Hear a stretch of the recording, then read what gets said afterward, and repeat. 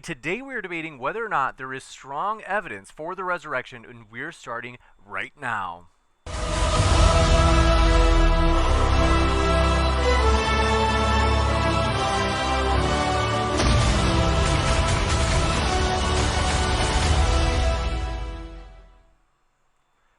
Ladies and gentlemen, thrilled to have you here for another epic debate. This is going to be a fun one, folks. Want to let you know, if it's your first time here to Modern Day Debate, we are a channel that strives to host debates on science, politics, and religion in the most neutral way possible, so everybody can have their chance to make their case on an equal playing field. And we do want to let you know, no matter what walk of life you are from, Christian, atheist, you name it, folks, we really do hope you feel welcome, and we are excited for today's debate. Want to let you know a couple of housekeeping things for the channel before we get rolling.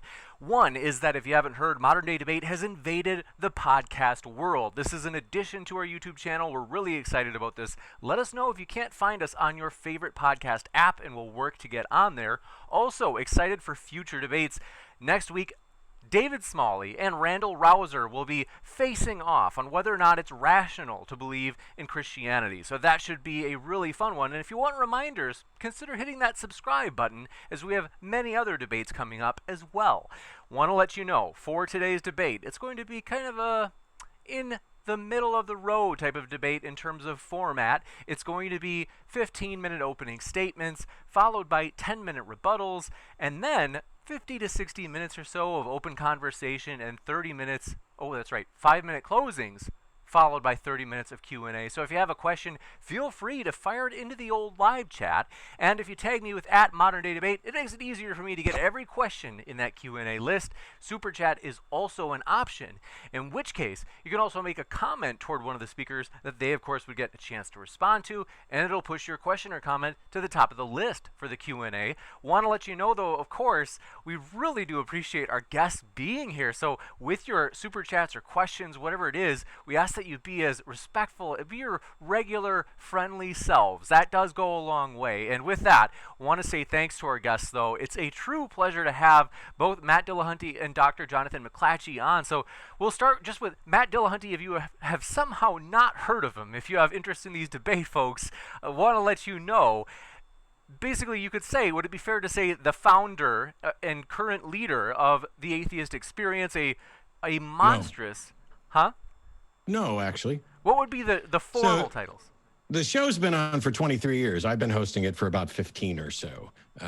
I've just been doing it since we decided to broadcast it live on the internet as well. Before that, there was some recorded stuff. It was local public access, and some great people involved, but I didn't create it. So in much the same way that I was never actually a preacher, I was studying to be a preacher. I am not the creator of the atheist experience. I'm just the guy that's been hosting it more than anybody, and for longer, but it's all good.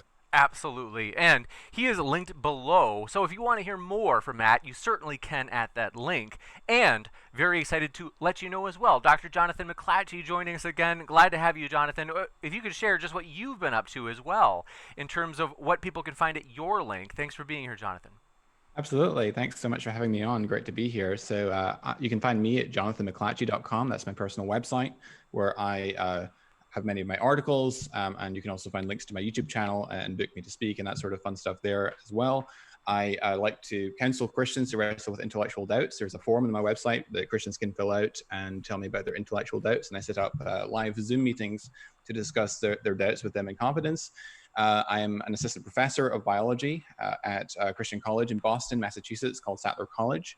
My PhD is in the field of evolutionary biology, and I'm very interested in Christian apologetics and defending the veracity of the Christian faith, looking at the scientific aspect as well, since that's my field of primary expertise. And I'm also interested in biblical apologetics and biblical historiography, in particular on the resurrection of Jesus, which is the topic of our conversation today. Absolutely. And so with that, folks, really excited to jump into it. We will hand it over to Dr. Jonathan McLatchie for his 15-minute opening statement. I have got the timer set, and we'll start it on your first word, Jonathan. Thanks so much.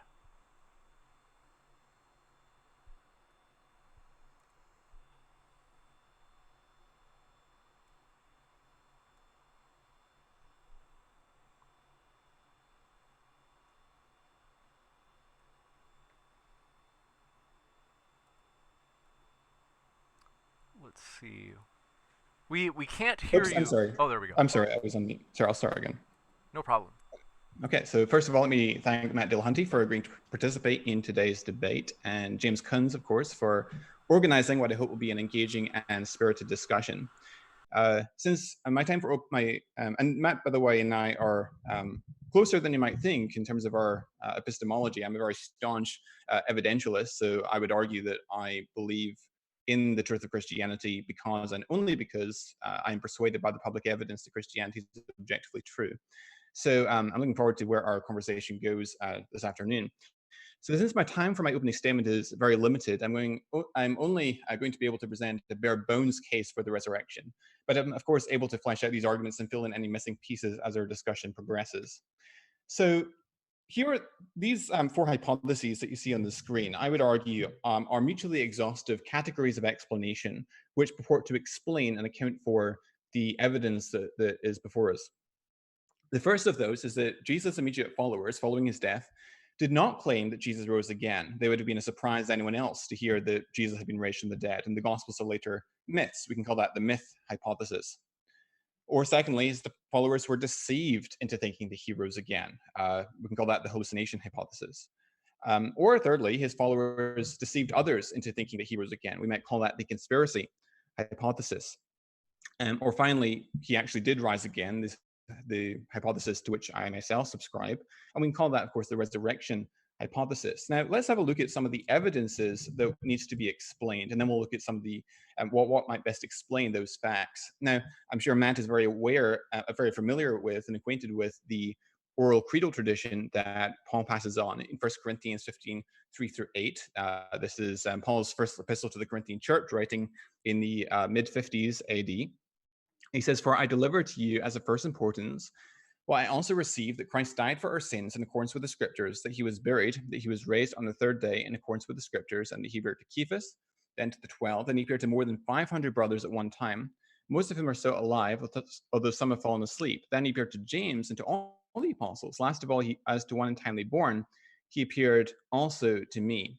Now, I want to focus on what Paul goes on to say next in verses 9-11.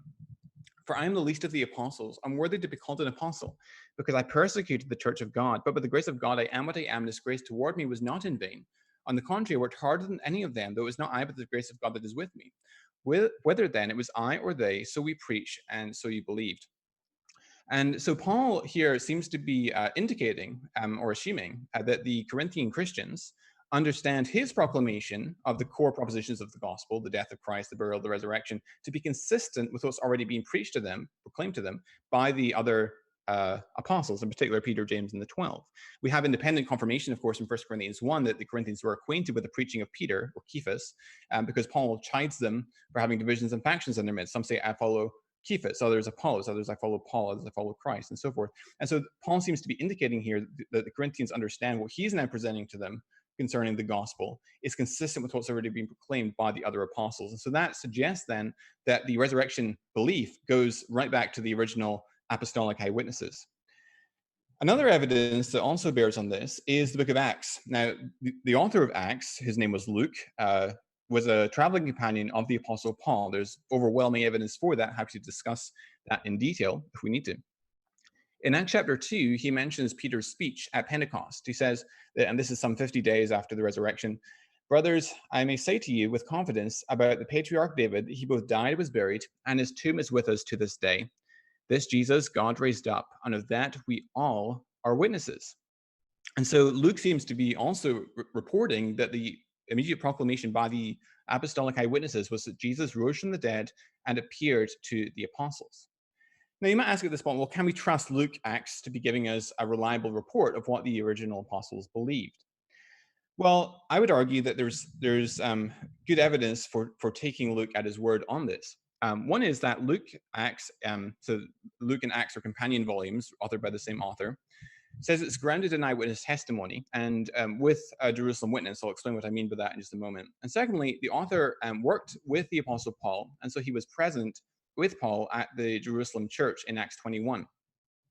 So in the Gospel of Luke chapter 1, in the prologue, he mentions, "Inasmuch as many have undertaken to compile a narrative of the things that have been accomplished among us, just as those who from the beginning were eyewitnesses and ministers of the word have delivered them to us, it seemed good to me also, having followed all things closely for some time past, to write an orderly account for you, most excellent Theophilus, that you may have certainty concerning the things that you've been taught.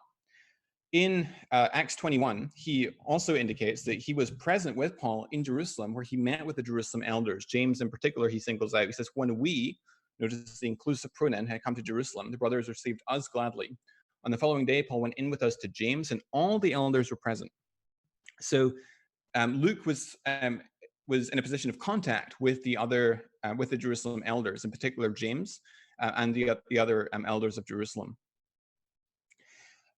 Now, was Luke really present with Paul as he claims to be at this visit to Jerusalem? Well, there's a number of evidences for this. I could literally speak for hours on the evidences for Luke being a traveling companion of Paul, and indeed the reliability of the book of Acts. Let me just give you one piece of evidence that is taken by scholars to indicate that the we passages indeed indicate that the author is a traveling companion of Paul. This one is provided by Craig Keener in his 4-volume commentary set on the book of Acts. So the we passages, and these are introduced in chapter 16 and following, trail off in Acts when Paul is in Philippi. And then the we passages pick up again in Acts 20, verse 5 and following, when Paul goes back through Philippi. And that seems to indicate that, or suggest that the author of Acts remained in Philippi and reaccompanied Paul upon Paul's travels once again through Philippi. And so that is consistent with the author being a traveling companion of Paul. And there's various historiographical points of confirmation in the book of Acts and undesigned coincidences with the epistles of Paul, which also bolster this conclusion much further. We can discuss that if we want to at a later point. If then Luke really was with Paul in Acts 21, and of course Luke was in prison with Paul in Caesarea Philippi, then he was in a position to know, and he was in prison with Paul in Caesarea Philippi for about 2 years, then he was in a position to know what was being proclaimed by the Jerusalem apostles. And so when he says in Acts chapter 2 that this was what was preached by Peter, then we have reason for confidence, especially in view of Luke's accuracy as an historian and his shown habitual truthfulness.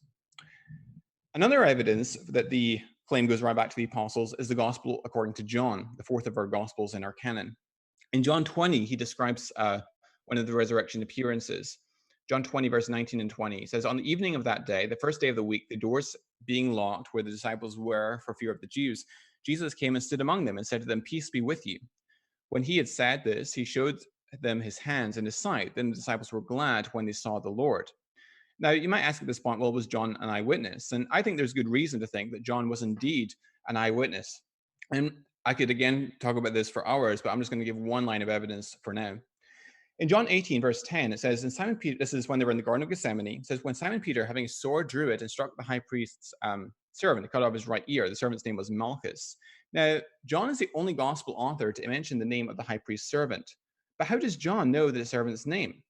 Right? He's the only gospel to give us that detail. Well, if we continue reading in verse 8, 26 and 27, this is one of the servants of the high priest, a relative of the man whose ear Peter had cut off, asked, did I not see you in the garden with him? Peter again denied it, and at once the rooster crowed. How does the author know that the individual who approached Peter was one of the high priest's servants? Knowledge that's specific to John again. In verse 15 and 16, it says, Simon Peter followed Jesus, and so did another disciple. Since that disciple was known to the high priest, he entered with Jesus into the courtyard of the high priest, but Peter stood outside at the door. And so there's this other disciple that's following along with Peter that's known to the high priest. Now, who is this other disciple that's known to the high priest? Well, if we read John chapter 20, it says, so she ran and went to Simon Peter and the other disciple, the one whom Jesus loved, and said to them, they've taken the Lord out of the tomb. We do not know where they have laid him. So Peter went out with the other disciple, and they were going toward the tomb. So the other disciple turns out to be this disciple whom Jesus loved. This also is indicated in John 19:26. The disciple who's with Jesus' mother at the cross is the beloved disciple. In John 21:24, John claims that this beloved disciple is indeed the author of this fourth gospel, the one who provides this information. This is the disciple who is bearing witness about these things and who has written these things, and we know that his testimony is true. This explains then how the author came to know the name of the high priest servant, and thus it provides support for the Johannine authorship of the Gospel of John and adds to this cumulative evidence, which we could discuss later, that further bolsters that conclusion as well. So I think, and I've shown multiple lines of evidence, and there's more that rule out or argue against this first contending hypothesis, that his immediate followers did not claim he rose again. The Gospels are later myths. Then we have to explain, okay, so if they claim that Jesus rose from the dead, if it goes right back to the original apostolic eyewitnesses, then what brings them to that belief? Or what brings them to that statement? Were they deliberately lying about it? Or were they honestly mistaken? Or did Jesus really rise from the dead? Well, you might point out at this point, and Matt has said this in some of his previous debates, that eyewitness testimony is notoriously unreliable.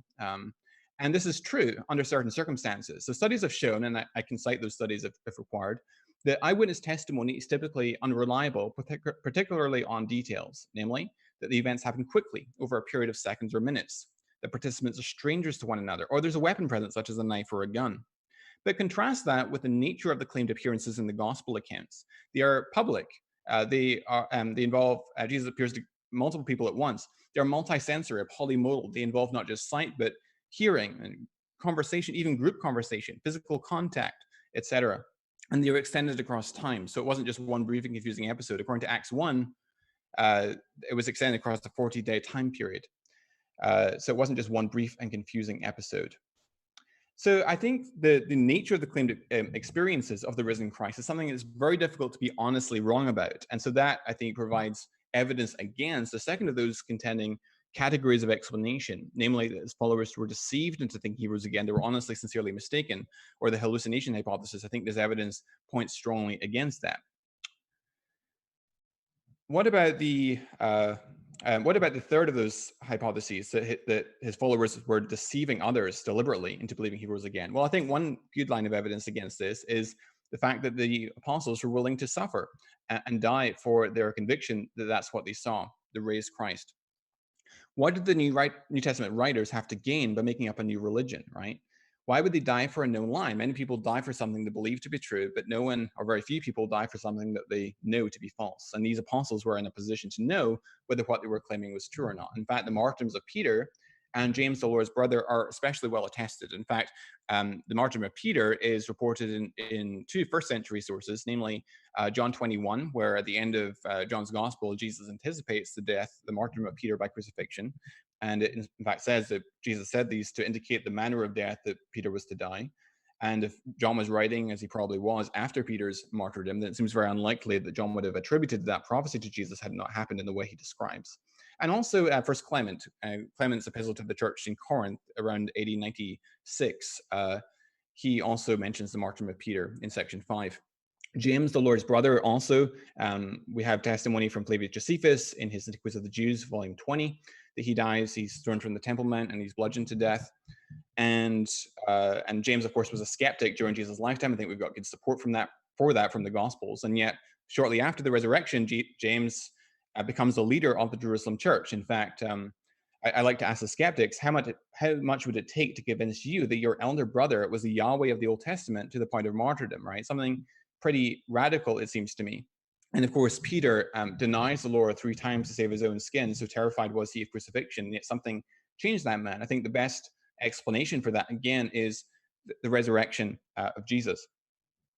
So then I think we've argued convincingly against the first of those hypotheses, that we've got what we have in the gospel reportage of the resurrection is a later developing myth. I think we've shown that the resurrection claim goes back to the original apostles, and I think that we can actually ground the Gospels and Acts in substantially reliable and credible eyewitness testimony. I haven't really gotten into the arguments for that, but I think we can establish that.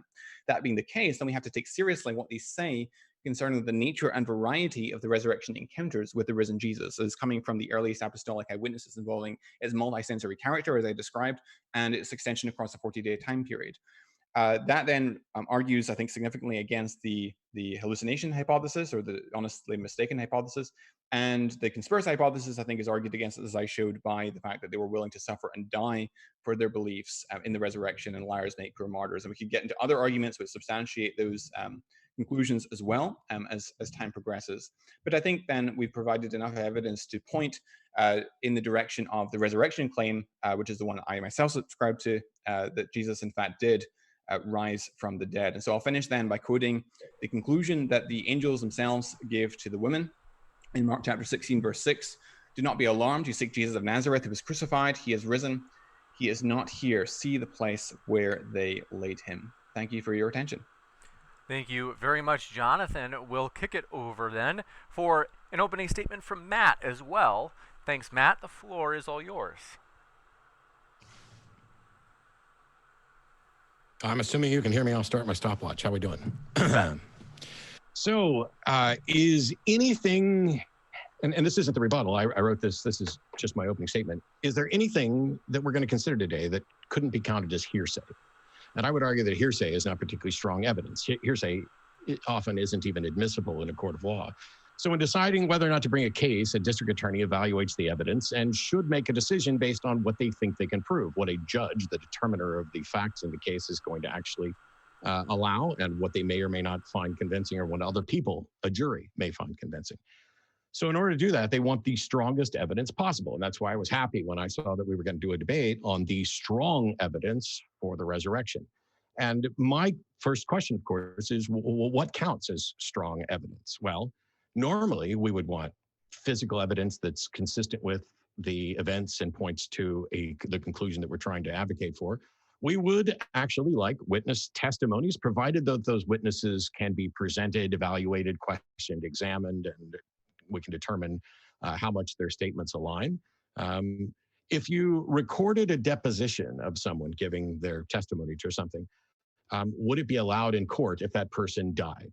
Yeah, it turns out that in many cases, even someone who has died, their deposition would be allowed in court. And part of the reason for that is that when giving a deposition, cross-examination is part of it. The process by which we go about getting a deposition would allow even someone who was dead to have their deposition considered in a court. Would that also be true if the deposition was anonymous? Probably not. There may be some extenuating circumstances where someone whose anonymity is valued in the greater scheme of things, but they wouldn't be anonymous to the court. Now, oh my gosh, why is he talking about a courtroom? Are we trying to take God to court? Well, yeah, actually. Because if your view is that there's strong evidence for this, then it should withstand anything that we would hold in a courtroom of presenting good evidence and determining whether or not there's reasonable grounds to make a conclusion about what the actual case is. And so what if you couldn't demonstrate, though, that the recording that you had of this deposition had not been altered? Like there was no good chain of custody of evidence. Or if there were actual evidence that the deposition that was given had been altered, that it didn't line up with stuff, or that we'd lost the original and we just had a copy. There are reasons that hearsay is not considered strong evidence. In the case of the Bible, we don't have testimonials or depositions. No one is under oath. No one is being questioned. What we have is propaganda from anonymous, altered, ancient accounts. That's it. Eyewitness testimony is unreliable. I'm not saying that that means that somebody's a liar. That would be a fallacy to conclude that. The point is that we know that our eyewitness testimony is unreliable under the best circumstances. I have like friends where we'll get together and reminisce about things we did 15, 20 years ago, and everybody has a different recollection of it, including who was right and who was wrong. Granted, that's not as big a deal as to whether or not you watched somebody rise from the dead. I will grant you that. But in this case, we don't know whose testimony we're looking at. Is this an actual eyewitness? Is it secondhand? Is it thirdhand? We have no way to investigate it. The things that they are claiming don't have physical evidence to corroborate them. They don't have any supporting physical evidence. It's not like we can provide a body or compare DNA or look at a tomb or anything. So what sort of evidence would we expect? If we were to be the biggest charitable listener and we lived in a world where we were convinced that there was in fact a God and that Jesus existed,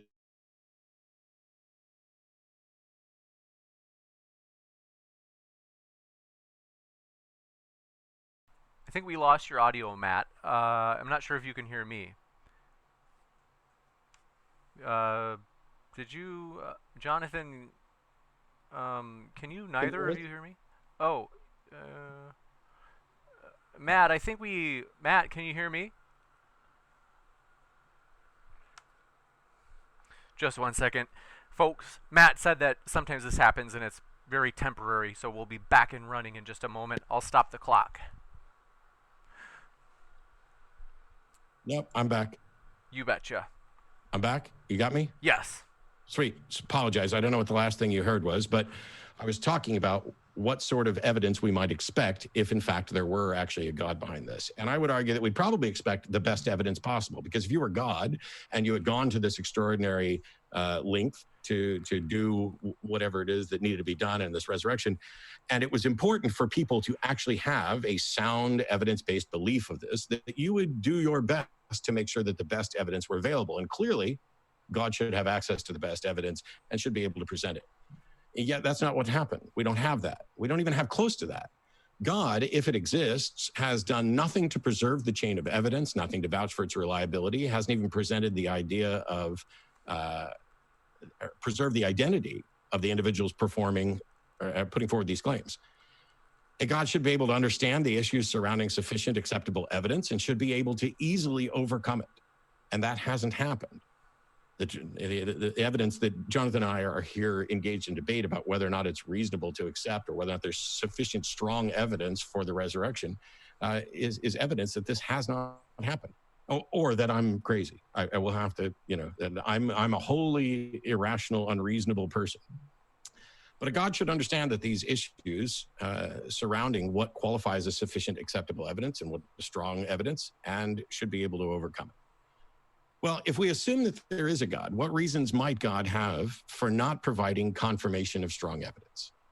Perhaps it's because the actual God isn't the God that Jonathan's advocating for, that either the resurrection didn't happen, or that it's a God for some other religion, or that people have it so wrong, or God has his reasons, or God works in mysterious ways. All of these could provide an excuse for why we don't particularly have strong evidence, but not necessarily an explanation. Because if you simultaneously think that God wants you to understand him and know that he existed, and know that he came down and took human form and sacrificed himself to himself in some sort of blood magic loophole for rules that he's in charge of, that would be important to actually present.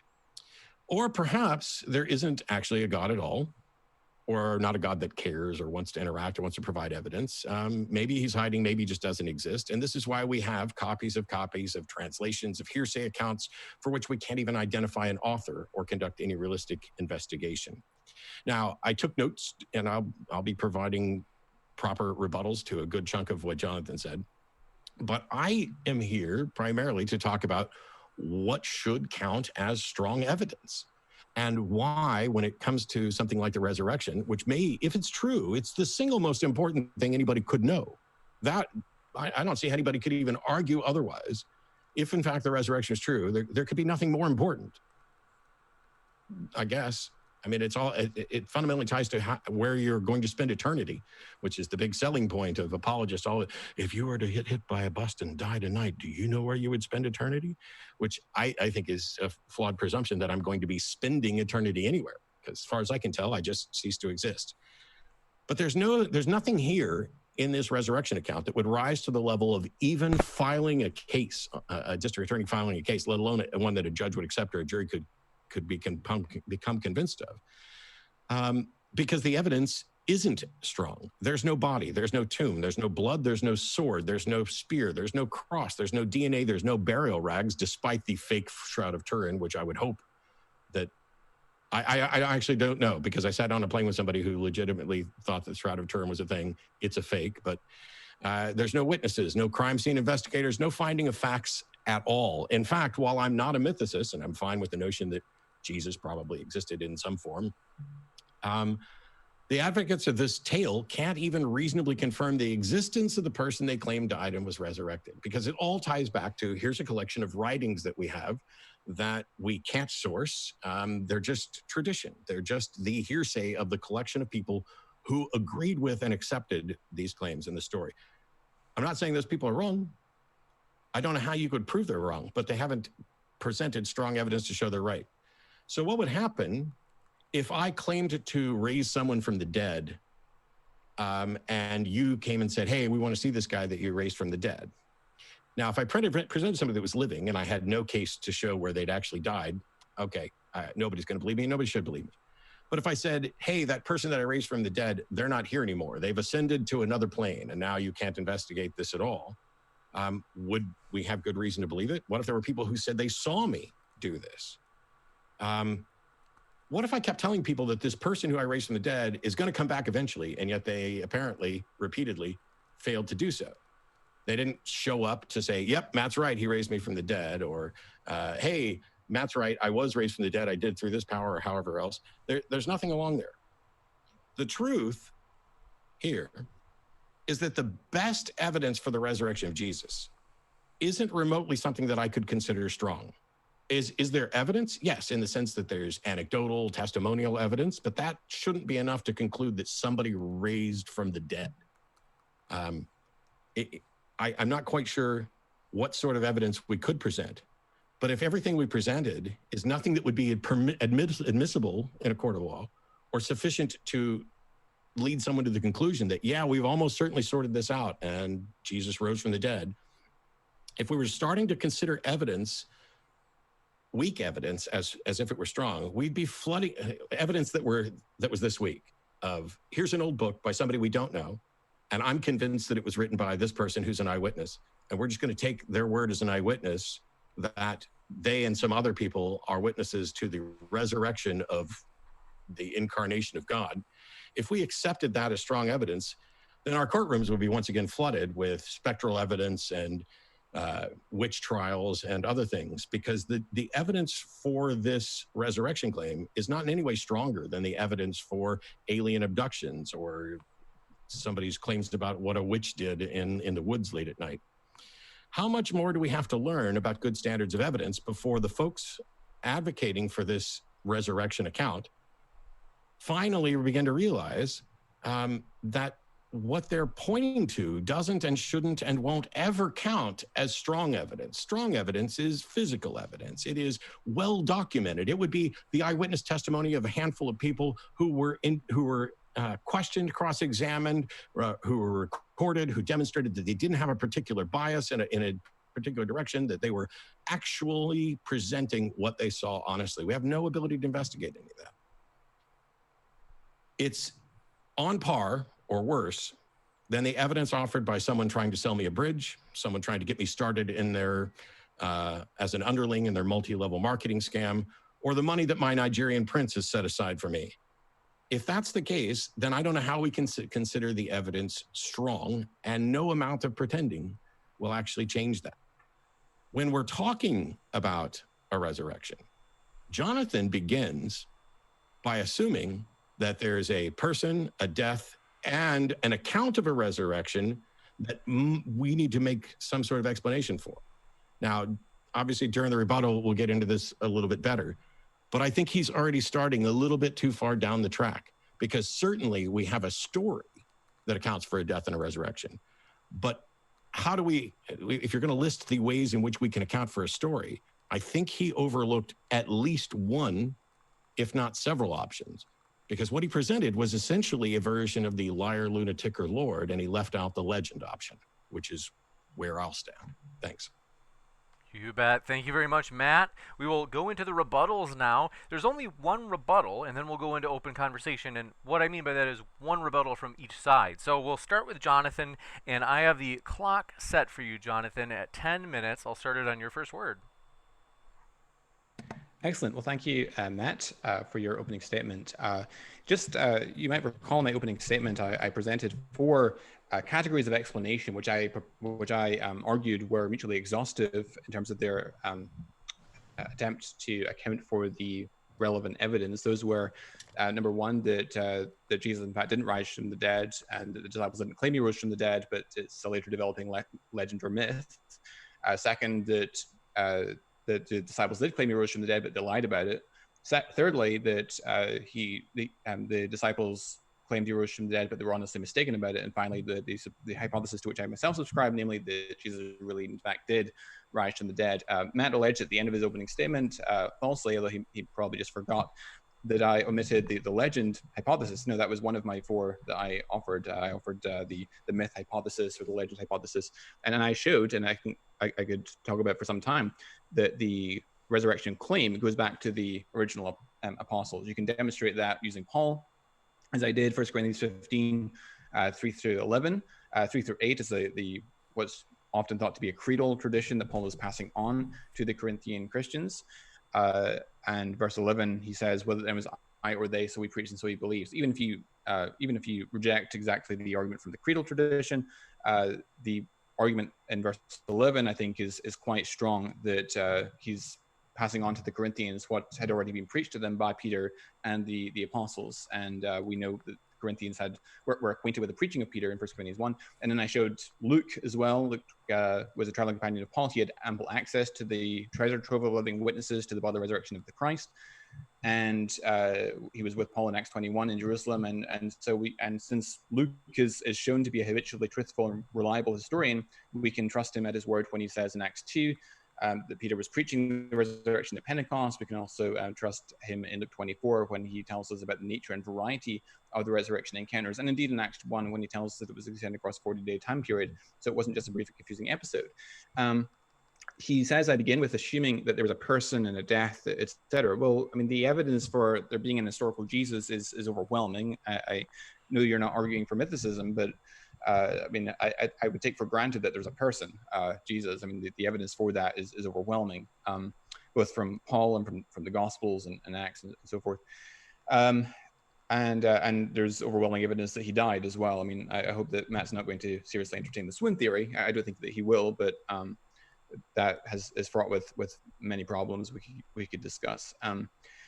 He says he's not sure what sort of evidence we could present, and he says that there's that the only type of evidence that's strong evidence is physical evidence, and the documentary evidence is by its nature weak. I would disagree with that. I think, I mean, when you're dealing with forensic statement analysis, for example, in cold case homicide detection, then analyzing deceased witness statements, I think, can serve as a form of evidence. And the argument that I would propose is a cumulative argument. It's not based on one single documentary source, but it's based on a myriad of mutually corroborating and confirming sources, which convergently point in the direction of the resurrection. And we have evidence not only for the veracity of the post-resurrection sightings of Jesus, but we also have evidence for the empty tomb, and so forth. And so the resurrection hypothesis not only has the greatest explanatory power to explain each of these singular observations, but also the explanatory scope to explain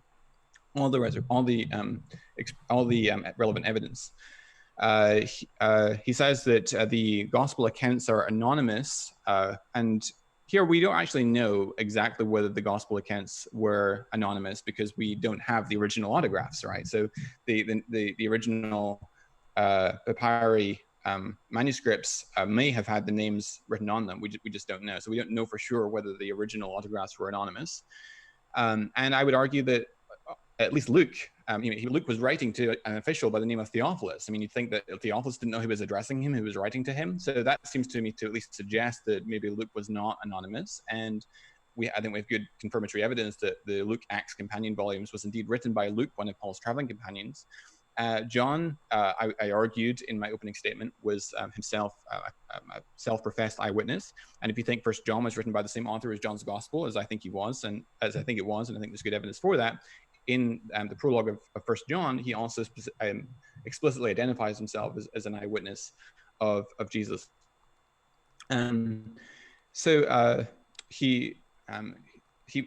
right to make a distinction between strong evidence versus just mere evidence, and obviously it's I think philosophically unnuanced for atheists to say there's no evidence for the existence of God or for the resurrection, etc., because obviously there is some evidence. It's just a matter of whether it's sufficient to overcome the relevant prior probability. And so there is, and the way that I would define evidence is as follows: the evidence E is evidence for your hypothesis H, if and only if the probability of E is greater given H than given non-H.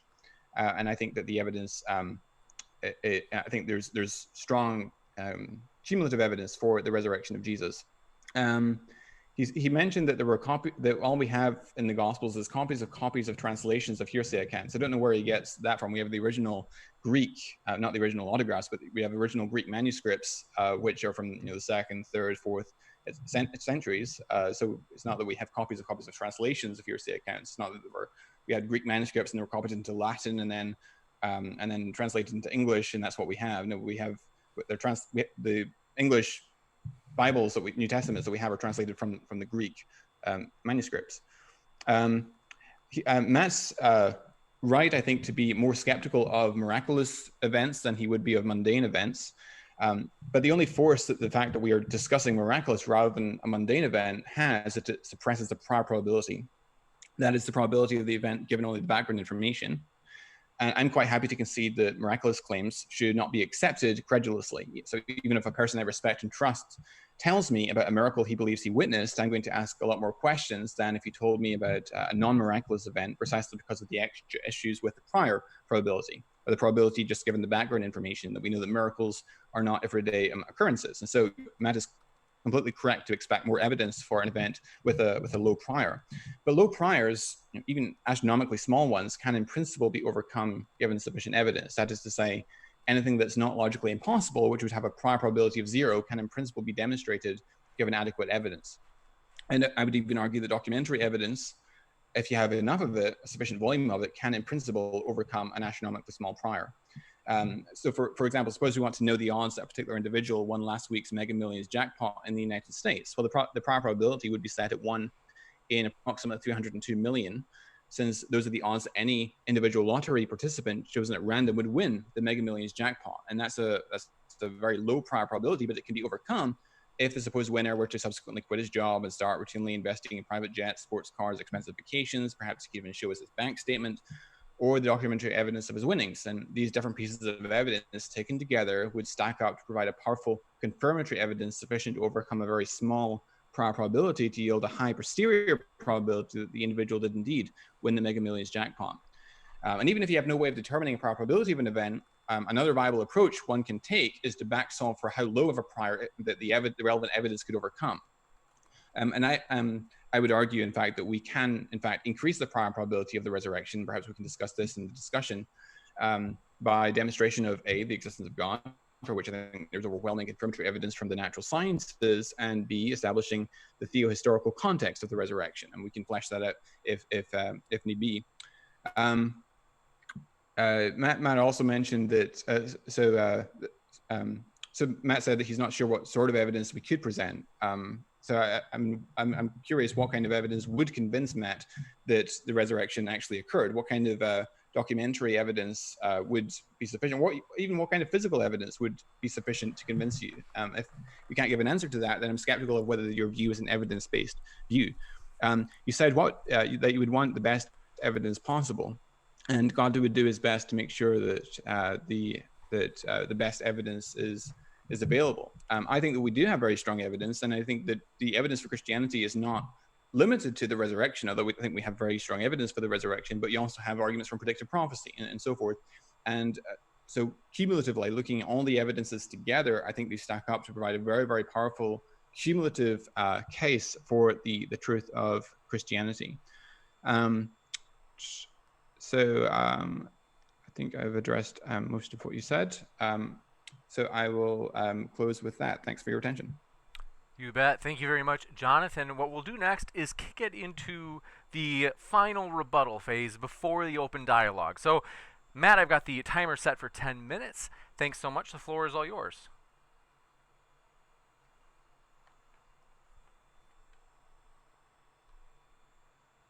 Now I'm betting you can hear me. You bet. Yeah. Sorry.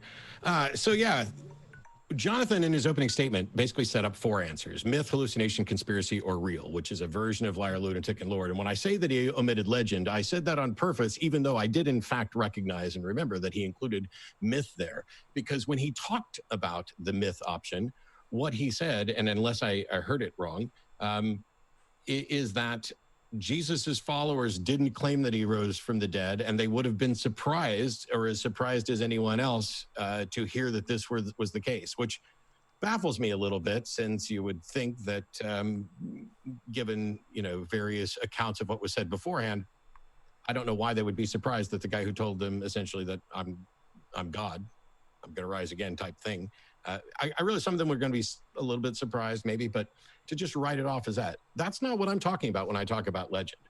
I'm saying, see, Jonathan's working within the context of, hey, here are these elements reported in the stories. How do I make the most sense within the context of the story if I begin with the assumption these events happen?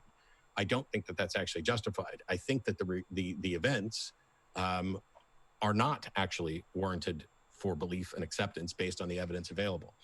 He defended against a lot of things that weren't part of my response. Why would they martyr? That's irrelevant. There are martyrs for countless religions that we both reject.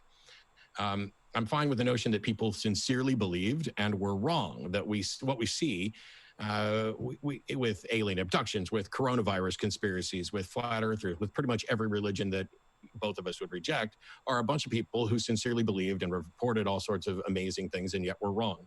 And if we were to use this standard of evidence of, hey, I've got an ancient book and nothing else, and from that we can infer that these people were writing and who they were writing to and what those people understood, I don't know how that you wouldn't wind up letting in a bunch of other religions that you reject under that same standard of evidence. But he mentioned at one point that the best explanation for the actions of those people is my paraphrasing is that God took human form, sacrificed himself, resurrected, and left no strong evidence, or left nothing that I would consider strong evidence. I guess we're debating. Jonathan seems to think that it's strong evidence. I don't know how you reach the conclusion that magic is a more likely option than demonstrably flawed thinkers thinking flawed. I don't see that there's anything to explain here. There's just a claim. It'd be like saying, hey, I saw this guy walk on water. How do you explain that? Well, was it maybe frozen underneath it? Did he get like a plexiglass thing and put it underneath it so that it hid that? Why am I trying to explain how this event happened when the only thing that we have to say that the event happened is somebody's claim that it actually happened? Meanwhile, I've seen people do that exact trick on TV, but he presented what he called a maximal data case, but it was bare bones because of time. And so we begin with after Jesus died and was buried. And my question is, did that actually happen? Jesus' followers would have been surprised as anybody else. I don't understand that they would have necessarily been as surprised as anybody else, though I would certainly realize that somebody resurrecting is going to be a surprise. It's just funny that the people who were his followers, we don't seem to have a lot of accounts from them. 1 Corinthians 15:3 is Paul. Paul, and by the way, this is all of it. So the bulk of Jonathan's case is Paul and Luke, And so Paul is not a witness. He's not a witness to the life, ministry, death, or resurrection of Jesus. So I don't know how anything that Paul ever says could be considered strong evidence for the resurrection when he's not remotely an eyewitness. He claims to have had an experience with the risen Jesus after that, but there's no demonstration and no evidence for that. Paul expects the church in Corinthians to understand him. Of course he does, because they've heard the same stories. Paul tries to do this. He's the least of the apostles, yes, because he wasn't actually there.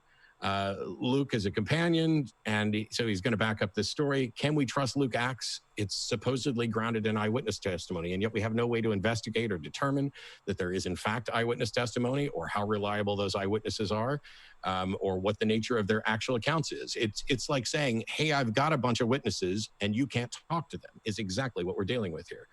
Luke claims that he spoke to eyewitnesses. So what? That doesn't tell us whether or not their testimony is reliable or accurate. The second test that he presented for Luke, I didn't get to jot down the first one, was that the evidence that Luke was a traveling companion is irrelevant, because traveling partners, like if I told you that I saw Elvis after he was dead and that there were a bunch of other people who saw it too, and then my traveling companion comes along and says, yep, Matt said he saw Elvis. That doesn't do anything to tell us whether or not I saw Elvis. The we that he referenced, that's two people who weren't there for the ministry, death, or proposed resurrection, and so I don't know how it can remotely count as good evidence or strong evidence. At best, you've got second or third hand accounts.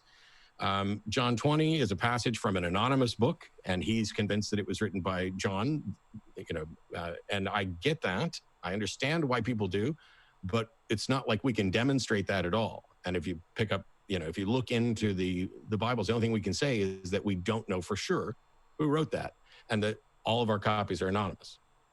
The author, the impressive thing there was that the author knows the name of the priest. Well, assuming that there's any sort of investigation or discussion to be had, A, how do we know that he's right about the name of the priest? And what difference does it make if he's right about the name of the priest? That's like me knowing, that Colonel Parker managed Elvis. I didn't meet either one of them, and yet these are facts that I know. Now, things are a little bit different here in the sense that I have access to a lot more information than disciples did, and I don't want to be anachronistic. However, when I listened to Jonathan going through his rebuttal, he basically went over the same points that he made. I hopefully have cleared up that my distinction over the myth thing is not me overlooking that he included legend and just dismissed it. It's that the way that he included legend, I don't feel is dismissible. The accounts that there was a Jesus person, I'm okay with. The accounts that Jesus died, well, I'm convinced that Jesus died. If he existed, I'm convinced he died because, that's just the way life works, that everybody who's ever existed has either died or is still alive. It's curious that I'm, talking with people who think that one of the only exceptions to someone who both died and is still alive. And yet they can't produce that person to come in here and defend any of this. And which is why for hundreds and thousands of years now, we've just been sitting around arguing. He mentioned that I'm not sure what sort of evidence could be presented, and that this is somehow a flaw in my epistemology. That's a load of crap, because what needs to be demonstrated is a causal connection and a realistic connection to show that the supernatural is real, that it can interact with the material world.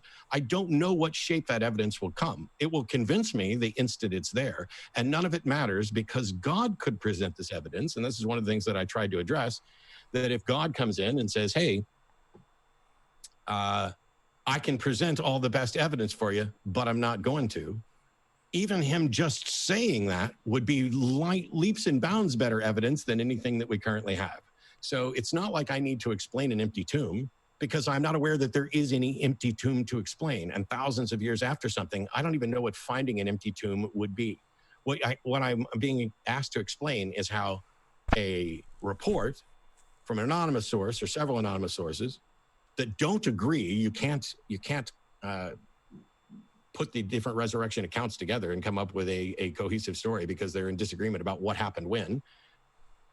And we have no demonstration of an empty tomb or a death on a cross or a resurrection or even the details of any specific sermon. And I just did a video the other day on the loaves and fishes and how absolutely absurd it is to think that there were thousands of people following Jesus around in the first century in this area and nobody brought any food. I mean, this is the level that we're talking about. There could be the best evidence possible. And what we have is an absolute dearth of good evidence and people doing their best to say, you know what? I find these stories convincing and compelling, and so I'm going to make the case that they are. I don't find them convincing and compelling. And this could easily be fixed by an actual presentation of really good, strong evidence for this. And instead, all we end up getting, because all we have is people pointing to the Bible, these anonymous, unsourced accounts that we cannot investigate. I don't know how anybody consider it strong evidence. I can understand how somebody could say that, well, even if it's not strong evidence, it's enough to convince me. That's fine. That comes down to how flawed your epistemology is, how likely you are to believe things on not particularly good evidence.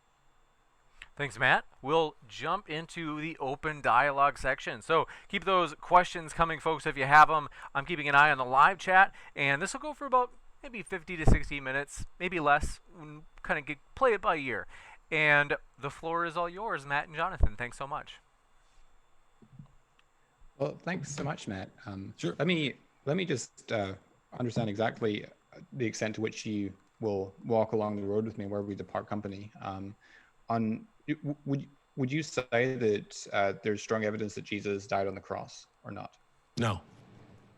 Okay, so what do you make of the testimonies in Paul and Acts and the Gospels? I don't consider testimonies to be strong evidence. And then when you point to Paul right off the bat, was Paul there when Jesus died on the cross?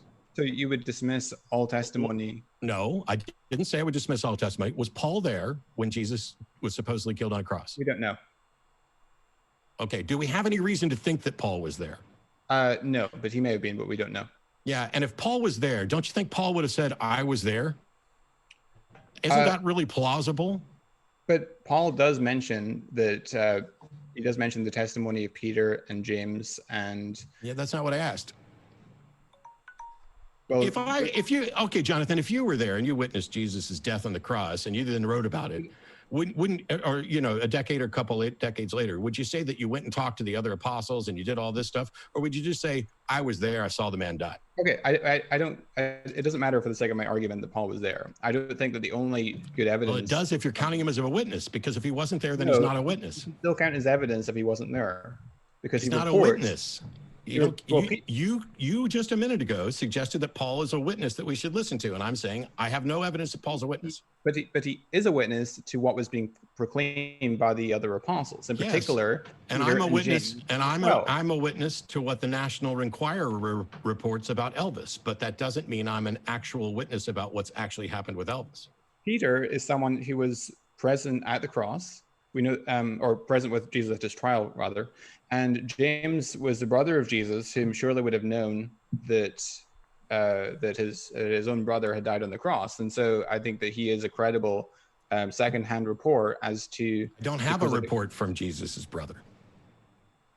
Well, what we have, if you think the book of James is written by Jesus' brother, then we do. But I don't necessarily think that. This is the problem. This is the problem of having a big storybook that has a bunch of different people trying to tell different parts of the same story and no idea who any of them are, no way to investigate or find out. Okay. So you wouldn't, so, I mean, take the book of Acts, for example. You think, so the author of Luke Acts was someone who was a traveling companion of Paul, who has ample access to the witnesses in Jerusalem. Sorry? Paul or Peter, because I thought it was Paul too, and then a minute ago you said Peter, and I just want to make sure I wasn't confused. I'm sorry, I misspoke if I did. I said Luke was a traveling companion of Paul, and had ample access to the treasure trove of living witnesses in Jerusalem, and because he was present with Paul in Jerusalem, was imprisoned with Paul. I think that's a really flawed assumption to assume that there was a treasure trove of witnesses. How do you know there was a treasure trove of witnesses? Doesn't that presume that the events being reported were true? And isn't that the very thing we're trying to prove? And therefore that claim is a fundamentally circular argument. No, because so I think part of the problem in your epistemology is you make this distinction between a claim and an evidence, and you've made this in a number of your debates, and I totally disagree with that approach. Because a claim is evidence. No, it's not. It's going to be explained. A claim is not evidence. If I say I have a $100 bill in my wallet, that's a claim. It is a statement about a fact. It is not evidence in and of itself. It's more probable on the hypothesis that you do. Especially, I mean, if you are. I don't care about more. This is so dishonest. Listen to me. Especially if you are a trusted friend who has a track record of being habitually reliable, habitually truthful, then if I come to you and you say to me, I have $100 in my pocket or what have you, then that is something I'm going to believe you on, right? So that is a form of evidence. I completely agree with you, and you've just demonstrated how your objection is fundamentally flawed and my epistemology is sound. Because what you cited was the evidence for my likelihood to reliably tell you the truth. You're using, here's the claim. My claim is I have $100 in my wallet. That is not evidence. What you're using is your understanding of how reliable and trustworthy I am. That is the evidence that supports whether or not my claim is likely to be true. I have no problem with that. Please present the likelihood that these stories are true. I don't know who wrote them. How do I know how reliable they are? I don't know who these people are. I have no way to investigate any of the facts about it. So all we have are personal testimonies, which is anecdotal evidence and cannot rise to the point of leading anyone to reasonably conclude that somebody rose from the dead. So it's an inductive argument. So we've got numerous points of historical confirmation in the Gospels and Acts, which cumulatively demonstrates that the authors of the Gospels and Acts, regardless of who they were close up to the facts, and that they are substantially trustworthy. They have reliable access to information concerning the events they talk about. So, for example, are you acquainted with the argument from undesigned coincidences in the Gospels and Acts? Yes. Okay. But you go ahead. So I'll give one example, and perhaps you can comment on it. So, For example, in one well-known example is, okay, so if we go to John 12, this is where we have Jesus approached to Bethany with the 12, verse 1. 6 days before the Passover, Jesus therefore came to Bethany, where Lazarus was, whom Jesus had raised from the dead. And they give a dinner for him there and so forth. And the following day, verse 12, he has a triumphal entry, right? He enters Jerusalem on the back of a donkey. Sure. So that would be 5 days before Passover, if John is correct on that particular point. Now, is John correct on that particular point? Well, we can evaluate that. So if we go over to Mark's account, chapter 11, this is the parallel account. And he says, when they drew near to Jerusalem, to Bethphage and Bethany at the Mount of Olives, Jesus sent 2 of his disciples and said to them, go into the village in front of you. Immediately as you enter it, you will find a colt tied on which no one has ever sat, untie and bring it. So if we, and Mark actually telescopes the narrative with respect to John. So he doesn't mention he actually arrives in Bethany the night before, and it's in the morning he arrives into Jerusalem. But if we assume that John is correct for the sake of argument, go to verse 11. It says, he entered Jerusalem and went to the temple. When he looked around at everything, as it was already late, he went out to Bethany with the 12. That would be the evening of 5 days before Passover, if John is correct. And bear in mind, Mark hasn't given us that detail of the 5 days before Passover. Verse 12, on the following day when they came from Bethany, he was hungry. So that would be the morning of 4 days before Passover. Verse 19, when evening came to the way of the city, that would be the evening of 4 days before Passover. Verse 20, as they passed by in the morning, they saw the fig tree withered away to its roots. That would be the morning of 3 days before Passover. Then in Mark 13, you have the Olivet Discourse on the Mount of Olives, where Jesus talks to his disciples on the Mount of Olives, which is midway between Jerusalem, where he's been all day, and Bethany, where his accommodation is for the night. And so we can assume, I think, fairly and reasonably that that's the evening of 3 days before Passover. And then chapter 14, verse 1, it was now 2 days before the Passover. So it synchronizes exactly what you would expect, given the historical reliability of those accounts. And building a cumulative argument from numerous examples of not only undesigned coincidences, but also extra biblical corroborations and so forth, unexplained allusions, I think we have a powerful cumulative argument an inductive argument for trusting the Gospels to be substantially trustworthy. How many years apart were Mark and John written? We don't know. I don't take a position on the dating of the Gospels. Well, you are taking a position on the dating of Gospels. You're just not giving a date, because the argument that you're presenting presumes that these things were coincidences that were written independently. But if they're both writing accounts of stories that were told, how remarkable is it that somebody would say, hey, Jesus was in this area around Passover? That doesn't demonstrate that just because. So it's like if I made a list of 10 things about Elvis, the fact that I got 8 of them correct doesn't mean that he was abducted by aliens. It doesn't mean that he survived his death and travels around. And if I tell parts of a story that were published and told a decade before I ever started, writing on this, how is that a coincidence that needs to be explained when there's stories going around? The notion that we need to explain which parts of the story were written down is bizarre to me, because we have a story that people are telling. Some versions of it getting written down. They don't agree. They agree on some details. They disagree on others. There's a hypothesis about shared documentation, about Mark being written first and Matthew basically copying off of Mark and Luke potentially copying off of Mark. We don't know. However, you want to look at this and say, hey, they both said that Jesus was in town around Passover. And my thing is, so what? That has nothing to do with the divine, with the supernatural, with a resurrection, with any of that stuff. It's the most mundane, pedestrian. It's like you might as well say, look, 2 of the Gospels reported that Jesus ate lamb along with potatoes and Rocky. Oh, no, that'd be alcoholic. Yeah, screw it. We'll give Jesus some alcohol. And Rocky at the final dinner with the disciples. Cool. How can I ever verify that? Why would I care that they wrote down the same thing? None of that gets to the truth of whether or not there was a resurrection. So if we're going to be talking about whether or not there's strong evidence for a resurrection, Jesus being in Jerusalem around Passover isn't strong evidence for a resurrection. So you're completely correct that the example I gave doesn't pertain to the resurrection. The point is that I understood the point. Let me finish. I wasn't done, but go ahead. Okay. I let you talk for a long time. I understood the point was to show that these corresponding accounts demonstrate the reliability and truthfulness of the witnesses that are reporting in the Gospels. Am I correct? And that's your point? Correct. Correct. So I wasn't an idiot who missed your point. I just hadn't finished yet. Okay. Go ahead. The fact that that you consider them reporting mundane things as if that means they're truthful and honest doesn't mean that they are accurately reporting other things that happen. I have no problem with them reporting what they believed to be true, but what people believe to be true is independent from what's actually true. And so you can say all day long that even though we don't know who wrote those gospels, and I would agree, that they are generally trustworthy.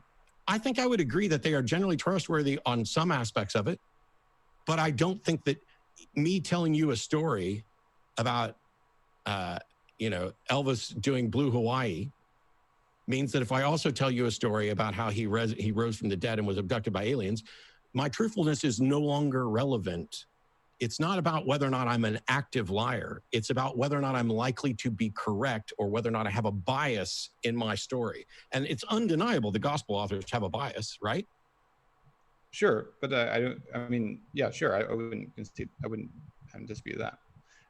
But that doesn't mean that they weren't reliable or truthful reporters. I know, but that also doesn't mean they are. That's my point. I'm not saying that they're not reliable. I'm saying you don't get to assume they are. Right, but the point is that when you consider numerous instances of verification of the Gospels between themselves, the way they interlock in a casual and subtle way, the way that they intersect with extra biblical secular sources, I could discuss many of those, that provides a prima facie basis for trusting them on issues that we cannot directly cross-check them on, because it shows that they're close up to the facts and that they are substantially trustworthy and reliable in the reportage of the events they talk about.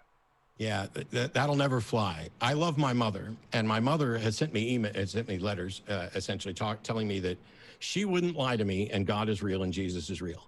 I don't believe my mother's lying to me. I just believe she's wrong. I believe she's sincerely conveying information that she's wrong about, because in the case of this, you're wanting to say that somebody's reliable when you have no access to that person at all, other than here's something they wrote, something fairly small that they wrote, that you can't go out and investigate. You can't determine the truth of any of it. So you don't know how reliable they are on the parts that you can't. You don't even know if they're reliable about the Passover thing, even though it's coincidentally reported. Well, we do, because I just showed the way they interlock casually, so it points to the truth of the narrative. No, it doesn't. It does not. It does not confirm that that's what's actually happened. Are you saying that 4 people couldn't get something wrong? No, but that's not the argument. Okay. So the argument is that they fit together in a casual way. So, for example, Mark and John seem to be independent on this. So Mark telescopes the narrative. It's John that gives us the extra details, and where he arrives in Bethany the night before. It's in the morning he enters Jerusalem. Mark 13 doesn't even give us the timestamp. You have to do the inference, because the Mount of Olives is midway between Jerusalem, where he's been all day, in Bethany, where his accommodation is for the night, and so forth. And so they interlock in a way that points to truth. They interlock in a casual, non-deliberate, non-designed way, and furthermore, John actually contradicts Mark on the issue of when exactly Jesus was anointed at Bethany. In Mark, it's after the triumphal entry. In John, it's before. So if John is simply using Mark, then that contradiction seems rather surprising. Yeah, and one of the things that I keep hearing, and I don't know if you fall into this category, but when people point to that where they disagree, I've had a lot of theists tell me that makes them even more strongly convinced. Do you think the part where they disagree does that more strongly convince you?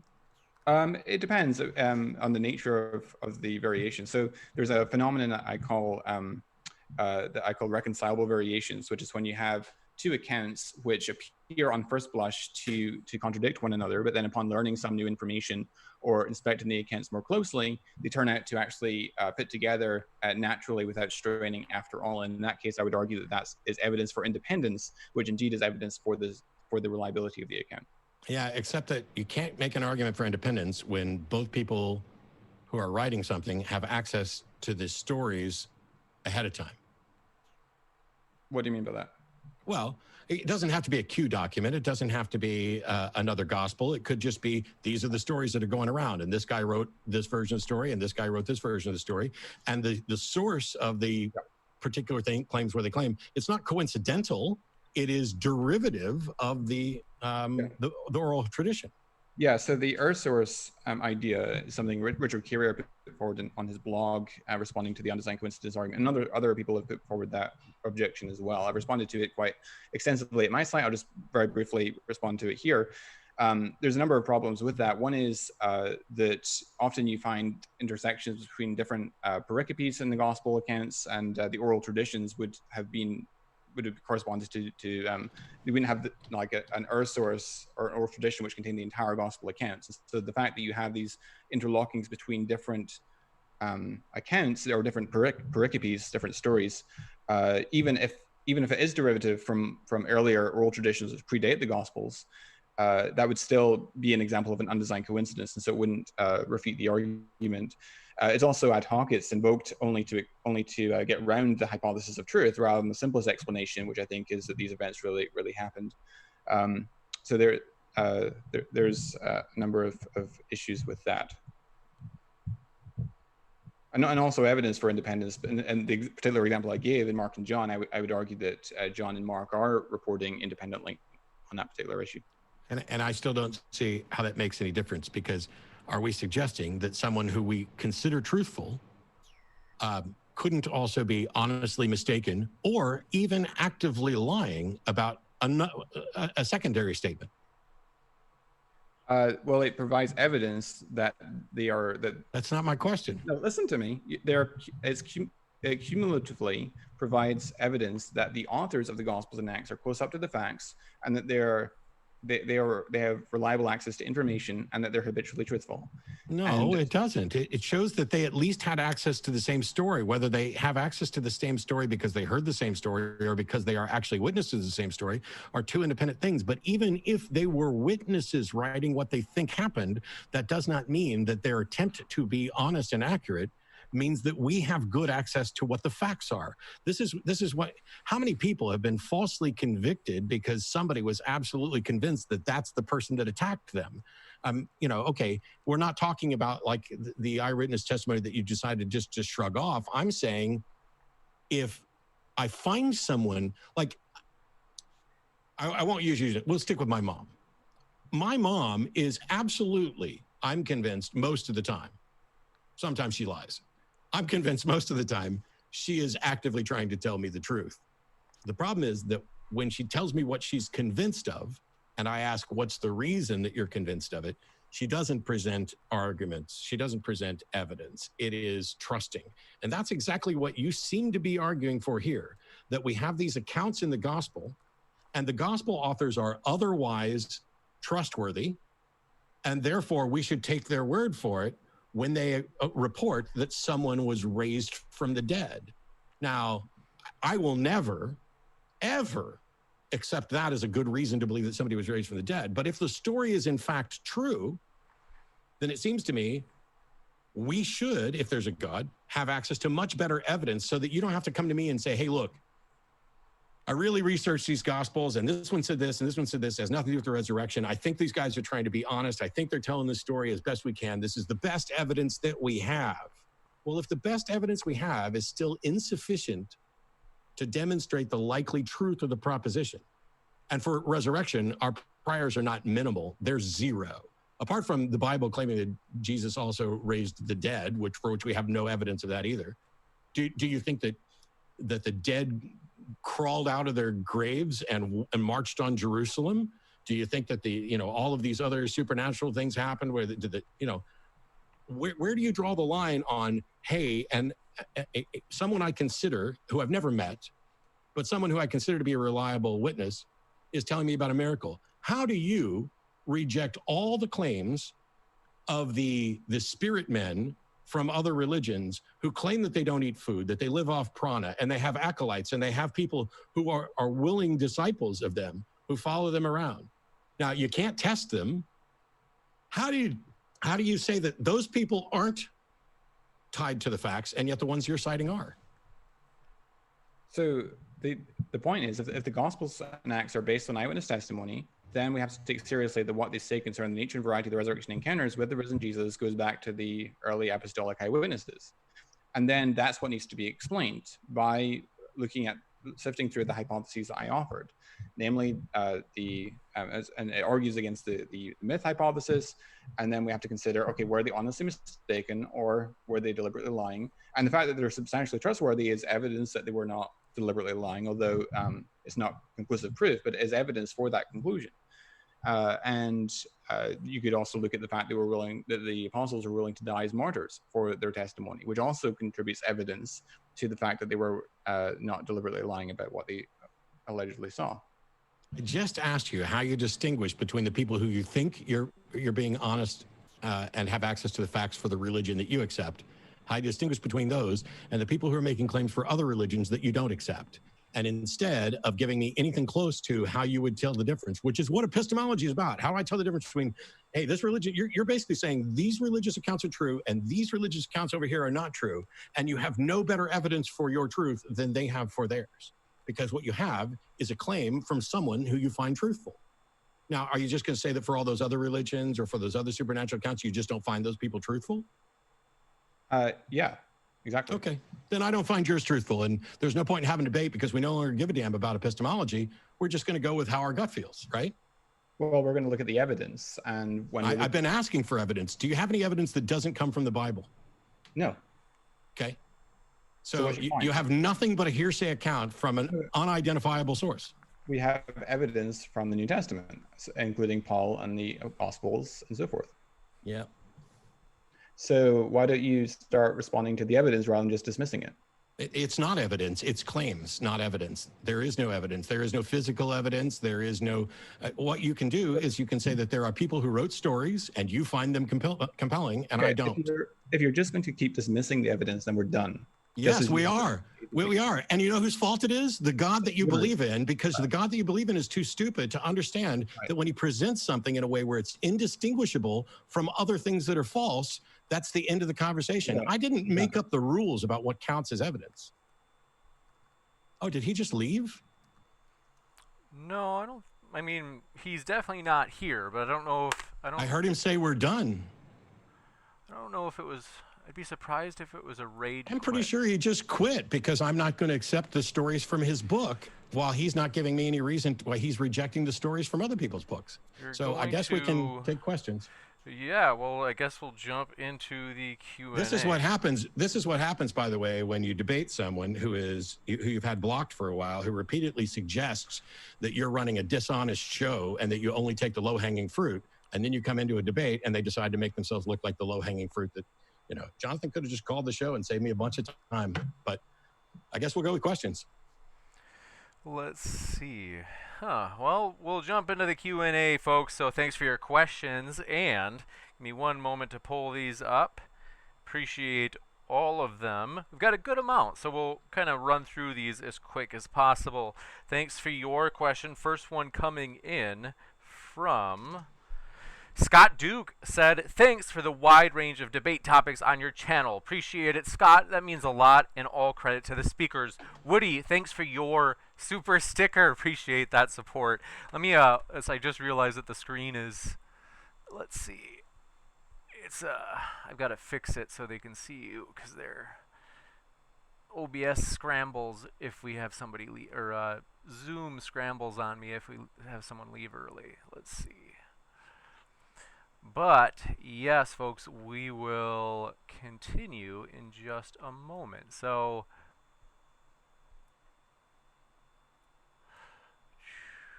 one moment.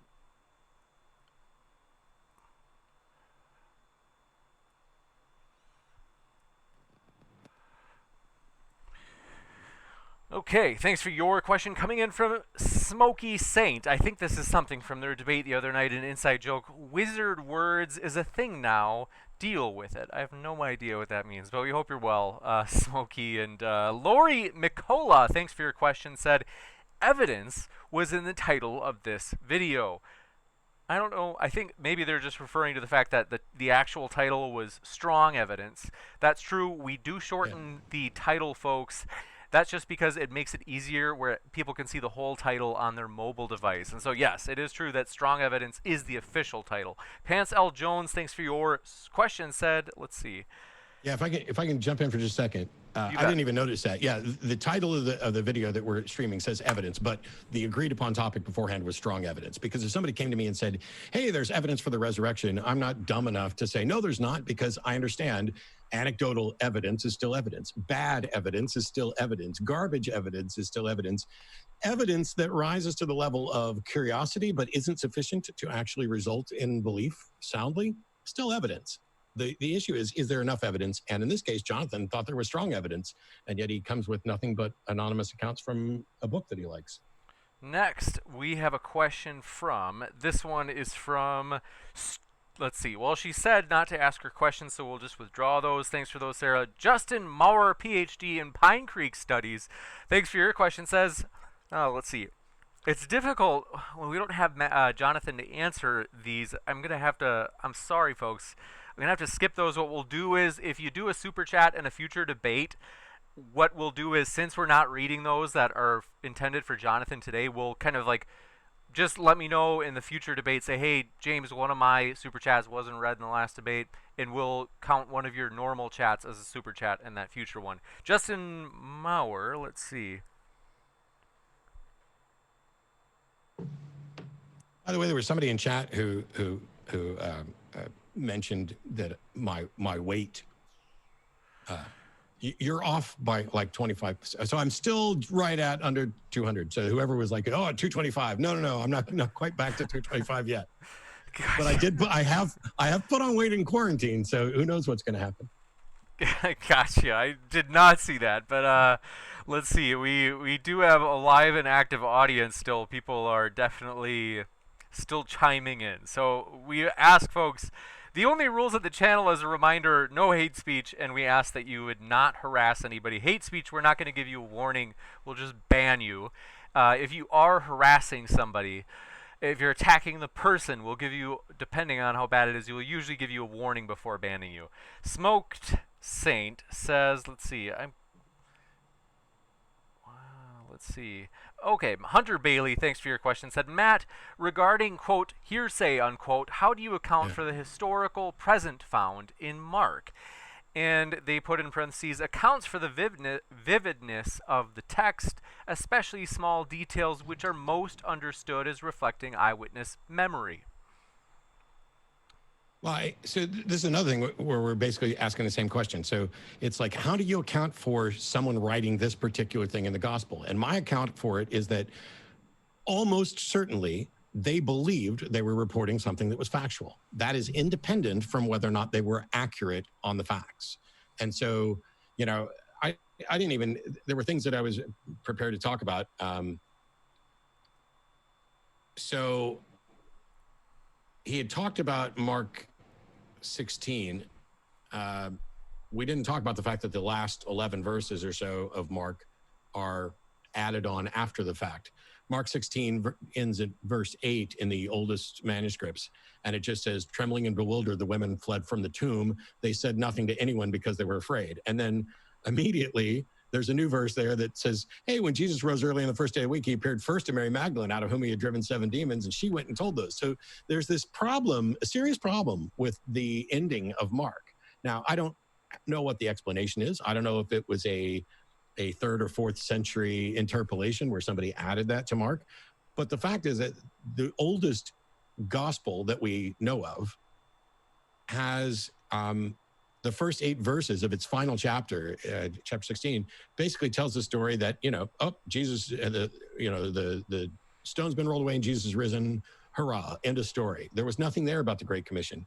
And what got added was not only the Great Commission, but it's this, hey, if you want to know who's a true believer, these are the signs that accompany them. They can drive out demons. They speak in tongues. They can pick up snakes with their hands. They can drink deadly poison. All that stuff ends up in Mark. And if you're going to talk about the author of the Gospel of Mark being trustworthy, you have to at least say, all right, it's trustworthy up to 16:8, and then everything, 9 through 20 in chapter 16 is no longer trustworthy. But now you're taking the published book that may or may not be trustworthy, and you are deciding what portions of it are accurate and which portions of it are not, with no evidence, no ways to investigate it. The only evidence that you have is to come in and say, hey, oh, Jonathan's back. The only evidence that you have is come in and say, hey, we know that if you handle venomous snakes, you're probably going to get bitten at some point. You're probably going to die. And so that's what's happened over and over again. Gotcha. And Jonathan is back. So glad. As you said something about a waiting room, Jonathan. Do you? Oh, you're okay. Sorry? Gotcha. So we Yeah, can you hear me? we Yeah. can. Give me 1 second. I'm just gonna readjust in OBS. Thought Okay. we lost you there. Let's see here. I thought he said we're done and then clicked off. And if Yeah, that's I not, actually, can you hear me? Can you guys hear me? Yes. Okay. Matt, I just wanted to apologize. I was a little bit frustrated with you constantly interrupting me and dismissing everything I was saying without interaction. And so I got a bit frustrated there. So I apologize. Let's see. We can't hear you, Matt. I think that Sure. bug, Matt. I think that bug is acting up where we can't hear your audio.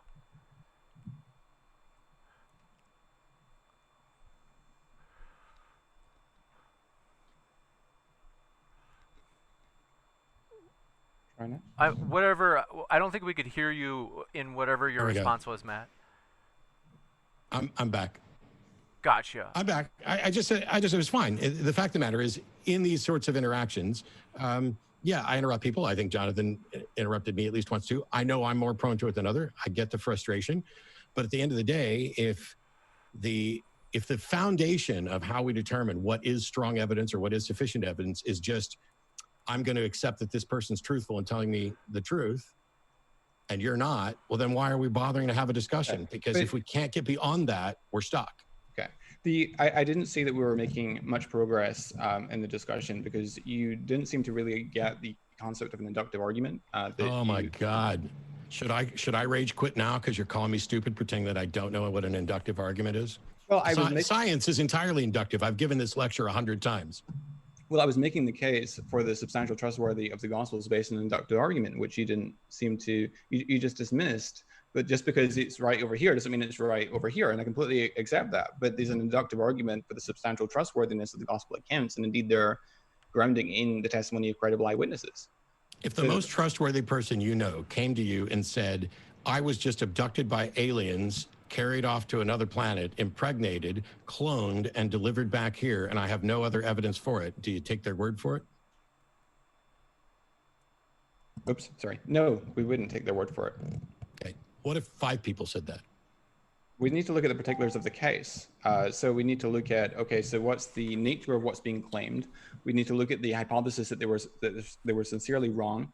We'd have to look at the possibility that they were deliberately lying, and we'd have to evaluate those hypotheses on a case-by-case basis. So we need to know more about the particulars of the case before we could adjudicate such things. I agree. What are the particulars of the case that we can make an argument that any resurrection has ever occurred? What evidence do we have that would support the claims of a resurrection? We have the fact that we have the evidence that the apostles claimed Jesus rose from the dead. We have that from Paul. Those are claims. Yeah, and this is where I dispute your distinction that you want to make between claims and evidence, Matt. Okay, but aren't the people who, if you're going to say, so you haven't done anything. This is what I asked the question. How do you distinguish the claims that you're willing to accept from the ones that you reject? And so I tried with other religions, and that didn't go very well. And then I tried with an alien abduction story, and that's still not going well, because what you're coming back with is just more of, you are convinced that these people are telling the truth. You're not convinced that the alien abduction people are telling the truth, but you have no foundation for suggesting that they're not. Well, we have to look at the particulars of the case, right? So we have to know, okay, so are these substantially trustworthy witnesses? We have to look at, okay, would they be likely to lie about this? We need to look at, would they be, could they have been honestly mistaken? Could this be a dream that they're trying to relate or something like along those lines? I agree with all of that. And like, also, genuinely. Sorry, I didn't mean to interrupt. You could also look at the prior probability. I mean, alien spacecrafts, given the hugeness of the universe, right? So the sun is 93 million miles away. The next nearest star, Alpha Centauri, is 26 trillion miles away, and there's about 200 billion stars in our galaxy and about 200 billion galaxies in our universe. The prior probability of any alien spacecraft making it to Earth is vanishingly small, right?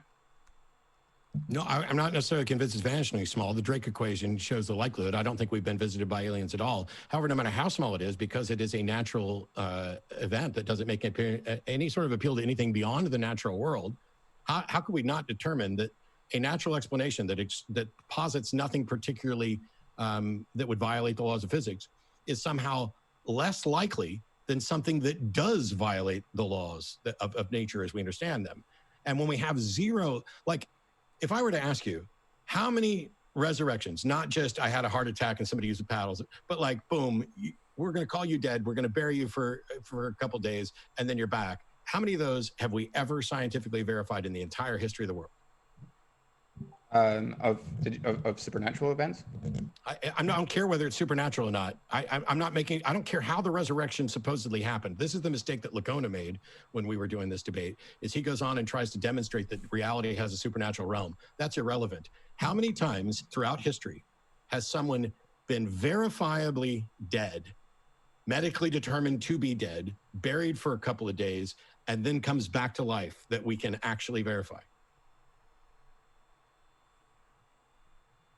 Hey, I'm so sorry. You were cutting out a lot there. I think it's at your end. I think you're back now. I'm sorry. Can you hear me now? Again? Yes, I can. Mm-hmm. Sure. How many times in history have we scientifically verified a resurrection?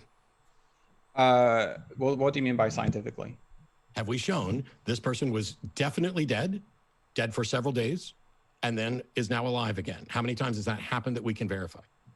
I would say one that we can verify, and that would be Jesus. And I would say zero, because there's absolutely nothing about a handful of first century books claiming that it happened that provides any sort of scientific evidence that it did happen. And so how do you, since you think there's one, and I think there's zero, and by the way, even if you think there's one, does that mean that Lazarus wasn't raised from the dead? No, you gave the qualifier that can be verified, right? And I would argue that there's indirect evidence that Lazarus was raised from the dead. Wait, you think there's indirect evidence that Lazarus was raised? Yeah. And direct evidence that Jesus was raised, and you're convinced that Jesus is God and raised Lazarus, but you don't think there's evidence? Why is the evidence for Jesus' resurrection somehow scientific and the Lazarus one isn't?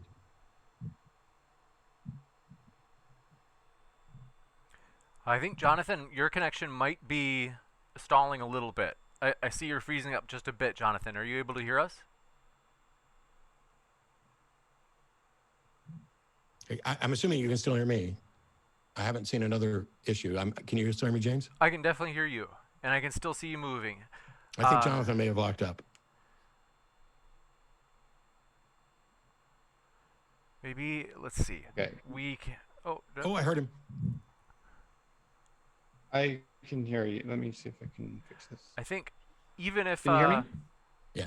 Yep. I think even if we have to, just for a little bit, one thing to get the connection, like basically put a little bit less weight on your connection. There you go. If you turn your camera off, that might help, just because be a little bit less taxing on your connection. Yeah. Let's see how it goes, and if there's a problem, I'll turn the camera off. Sorry about that. Just kind of no problem. Issues.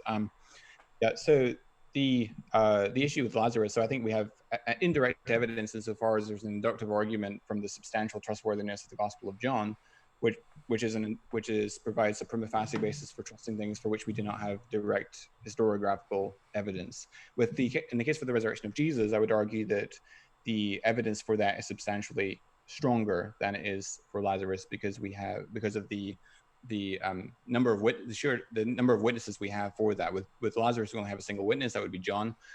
With the resurrection, we have the Pauline corpus, we have the Book of Acts, we have the Gospels, and so forth. And I think that we have good reason so from Paul, we have good reason to think that the Jerusalem apostles, Peter, James, the 12, were claimed witnesses of the resurrection. And we also have the Book of Acts, which substantiates that as well. We have the Gospels. And then we also have evidence pertaining to the empty tomb as well. For example, the fact that the tomb was discovered empty by women raises the probability. You say the fact that the tomb was discovered empty by women. That's not a fact. That's a claim. That it was reported as empty by women. And I'm sure you're very familiar with the argument that the argument from embarrassment, namely that it seems unlikely that they would have made female witnesses the chief discoverers of the empty tomb. If they were making up the story, they would have had male witnesses. Now, again, it doesn't prove. Yes, I find that asinine. It is, that's like saying, if I were the type of person who'd commit this crime, I would never leave evidence that might in any way suggest that I did it. It's nonsense. It is a big red herring. That's not the way we should be determining what likely happened. We would have never. In the first century, it undermined their credibility. No, but it doesn't matter. You're basically saying that it somehow amplifies their credibility, because if we were making the story up, we would have picked a dude to say it. But how genius does it have to be to pull a double bluff and say, you know what, they're not going to expect this coming from a woman, and then we get to claim, why would we say that women do it? It's freaking genius, except that it doesn't prove it. Yeah, I mean, I don't really buy the explanation that they were trying to fill future historians by. I don't either. Yeah, which is what basically you're trying to say, because in the first century, that's not what I'm trying to say. In the patriarchal society of ancient Palestine, especially in the first century, it actually undermined their credibility rather than supported. Now, I'm not saying, just to be clear, I'm not saying that it proves the existence of the empty tomb. I'm saying it's evidence for it. No, it's not. Next, we'll go. Oh, go ahead. If you guys had any final points, otherwise we'll go. Oh, that's right. We do actually have the 5-minute closings as well before the Q&A. And so if you guys would like to do those, we can do that. Otherwise, if you have any last final open discussion points, we can do that too. I'll just say that I don't have anything to add in a particular closing, and Jonathan can close if he wants to, and I'm fine with taking questions. Gotcha. Jonathan, if you'd like to do your closing, the floor is all yours. Otherwise, we'll go into that Q&A. Just let me know I've got the timer set. Sure, I'll do a quick closing, and if Matt changes his mind and wishes to do so, he's welcome to. I'll just do a quick closing. Well, thanks again, Matt, for participating in this debate. I'm sorry, I feel like we haven't made as much progress as I would have liked. Just to summarize, I think where our points of disagreement are, I think that there's a good inductive argument for taking the Gospels and Acts to be substantially trustworthy accounts, and therefore, and I gave an example of an undesigned coincidence. There's about 10 different categories of evidence that I would use to bring to bear on that particular argument, that the Gospels and Acts are indeed grounded in substantially credible and trustworthy eyewitness testimony. We also have the Book of Acts, which is not written by an eyewitness of Jesus himself, but written by someone who was a traveling companion of Paul, and we know that he was present with Paul in Acts 21 at the Jerusalem church, and had ample access to the living witnesses of Jesus' resurrection, and therefore was in a position to know what was being claimed by the resurrection encounters. And so we have reason to trust then what he says concerning the resurrection encounters in Acts chapter 2, especially in regards to Peter's preaching at Pentecost, and also Luke 24. We also have 1 Corinthians 15, where Paul basically indicates that what he was preaching concerning the resurrection of Christ is consistent with what's already been preached by the Jerusalem apostles, in particular Peter, James, and the 12. And so cumulatively, it suggests very strongly that this claim goes right back to the apostolic eyewitnesses.